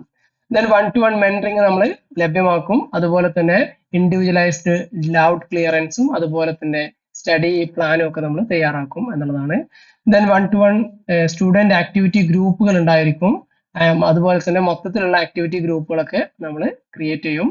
ദെൻ ലൈവ് മെന്ററിങ് സെഷൻസ് ഉണ്ടായിരിക്കും. അറിയാലോ, ഒരു എക്സാം എന്ന് പറഞ്ഞു കഴിഞ്ഞാൽ നേരത്തെ പറഞ്ഞ പോലെ തന്നെ it is not only about learning, പഠനം മാത്രമല്ല, അതിന്റെ കൂടെ തന്നെ നമ്മൾ കൊണ്ടുപോകേണ്ട നമുക്ക് ഒരുപാട് പ്രതിസന്ധികൾ ഉണ്ടായിരിക്കും, ഒരുപാട് ചലഞ്ചസ് ഉണ്ടായിരിക്കും, ഒരുപാട് കൺഫ്യൂഷൻസും ഒരുപാട് ഡൗട്ട്സും ഒക്കെ ഉണ്ടാവും. സോ ഇതെല്ലാം ക്ലാരിഫൈ ചെയ്യാനായിട്ട് മെന്ററിന്റെ കൂടെ ഇരുന്ന് ലൈവ് മെന്ററിങ് സെഷനിൽ നിങ്ങൾക്ക് അതിനൊക്കെ ഒരു പരിഹാരം ഉണ്ടാക്കാൻ പറ്റും. അതിന് പലപ്പോഴും നമുക്കുണ്ടാവുന്ന മറ്റൊരു കൺഫ്യൂഷൻ എന്ന് പറയുന്നത്, നമ്മൾ ഓൺലൈനിലായതുകൊണ്ട് തന്നെ നമുക്ക് നമ്മുടെ ഫ്രണ്ട്സിനൊക്കെ എങ്ങനെ കാണാൻ പറ്റും, എങ്ങനെ മീറ്റ് ചെയ്യാൻ പറ്റും എന്നുള്ള കൺഫ്യൂഷൻ ഉണ്ടാവും. സോ അതിനും ഒരു പ്രശ്നമല്ല, നമ്മൾ ഓഫ്ലൈനിൽ റെഗുലർ ആയിട്ടുള്ള മീറ്റപ്പുകൾ കണ്ടക്ട് ചെയ്യും. വ്യത്യസ്ത സ്ഥലങ്ങളിൽ നമ്മുടെ സൗകര്യത്തിനനുസരിച്ച് നമ്മൾ അതൊക്കെ അറേഞ്ച് ചെയ്യും. ദെൻ എക്സാമിനെ സംബന്ധിച്ചിടത്തോളം എക്സാമിന്റെ ലാസ്റ്റ് ഡേയ്സിൽ നമുക്കുണ്ടാകുന്ന ഏറ്റവും വലിയൊരു കൺസേൺ എന്ന് പറയുന്നത് റിവിഷൻ ആണ്. സോ റിവിഷൻ എന്ന് പറയുന്നത് നമ്മൾ ഓൾറെഡി നമ്മളെ കയ്യിലുള്ള കംപ്ലീറ്റ് മെറ്റീരിയൽ ഒന്നും റിവൈസ് ചെയ്യാൻ ചിലപ്പോൾ പറ്റൂല. സോ അവിടെ നമ്മൾ എന്ത് ചെയ്യും, കറക്റ്റ് ആയിട്ടുള്ള എക്സാം ഓറിയന്റഡ് ആയിട്ടുള്ള ക്വിക്ക് റിവിഷൻ നോട്ടുകൾ നിങ്ങൾക്ക് ലഭ്യമാക്കി തരും എന്നുള്ളതാണ്. സോ ഇത്രയും ഫീച്ചേഴ്സ് ഉള്ള ഏറ്റവും പ്രീമിയം ബാച്ച് ആയിട്ടുള്ള JRF ക്രൗൺ ബാച്ചിലേക്കുള്ള അഡ്മിഷൻ പ്രത്യേകം ഞാൻ പറയുന്നു, ഇത് വളരെ പരിമിത കാലത്തേക്ക് മാത്രമുള്ള ഓഫറാണ്. ഒരു ടൈം കഴിഞ്ഞാൽ നമ്മൾ ഇതിനകത്ത് മാറ്റം വരുത്തും. അപ്പൊ ഞാൻ പറഞ്ഞു വരുന്നത്, ഈ ഒരു കോച്ചിങ്ങിനെ സംബന്ധിച്ചും അതിന്റെ ഒരു സ്ട്രക്ചറിനെ സംബന്ധിച്ചും അതിൽ നിങ്ങൾക്ക് കിട്ടുന്ന കാര്യങ്ങളൊക്കെ ഞാൻ ഓൾറെഡി പറഞ്ഞു കഴിഞ്ഞിട്ടുണ്ട്. ഇനി കൂടുതൽ സംശയങ്ങളോ നിങ്ങൾക്ക് എന്തെങ്കിലുമൊക്കെ അറിയാനൊക്കെ ഉണ്ടെങ്കിൽ നിങ്ങൾ എന്ത് ചെയ്യുക, ഈ നമ്പറിൽ കോൺടാക്ട് ചെയ്യുക, വാട്സാപ്പിൽ കണക്ട് ചെയ്താൽ മതി. 94 95 369 350 9495 369 350 എന്നുള്ള നമ്പറിൽ കണക്ട് ചെയ്യുക. നിങ്ങളെ കോണ്ടാക്ട് ചെയ്യുന്നതായിരിക്കും. നിങ്ങളുടെ എല്ലാവിധ സംശയങ്ങളും അവിടെ നമുക്ക് ദൂരീകരിക്കാവുന്നതാണ്. സോ പറഞ്ഞു വരുന്നത്, ഡിസിഷൻ ഈസ് യുവേഴ്സ്. ഞാൻ എന്ത് ചെയ്തിട്ടുണ്ട്, വൃത്തിയായിട്ട് പറഞ്ഞു തന്നിട്ടുണ്ട് നിങ്ങൾക്ക് എന്തെല്ലാം ലഭ്യമാക്കും എന്നുള്ളത്. ദ ബെസ്റ്റ് അവൈലബിൾ കോച്ചിങ് എന്നുള്ളത് തന്നെയാണ് എനിക്കതിനെ സംബന്ധിച്ച് പറയാനുള്ളത്. സോ ഏറ്റവും ചീപ്പായിട്ട് ഏറ്റവും ബെസ്റ്റ് ക്വാളിറ്റി കണ്ടന്റ് നിങ്ങൾക്ക് എത്തിച്ചു തരുന്നതായിരിക്കും. I promise that. സോ പറഞ്ഞു വരുന്നത്, നിങ്ങൾ തീരുമാനിക്കുക, ഡിസിഷൻ ഈസ് യുവേഴ്സ്. നിങ്ങൾ എന്ത് വേണമെന്നുള്ളത് നിങ്ങൾ തീരുമാനിക്കുക. എന്തായാലും ഈ ഒരു സെഷൻ ഞാൻ ഇവിടെ കൺക്ലൂഡ് ചെയ്യാണ്. നിങ്ങൾക്ക് എന്തെങ്കിലുമൊക്കെ കൺഫ്യൂഷൻസ് ഉണ്ടെങ്കിൽ നിങ്ങൾ ഒന്ന് കോൺടാക്ട് ചെയ്താൽ മതി. Will respond you. നമുക്കെല്ലാം ക്ലാരിഫൈ ചെയ്തിട്ട് തീരുമാനിക്കാം. Okay, thank you. മറ്റൊരു സെഷനിൽ കാണാം കേട്ടോ.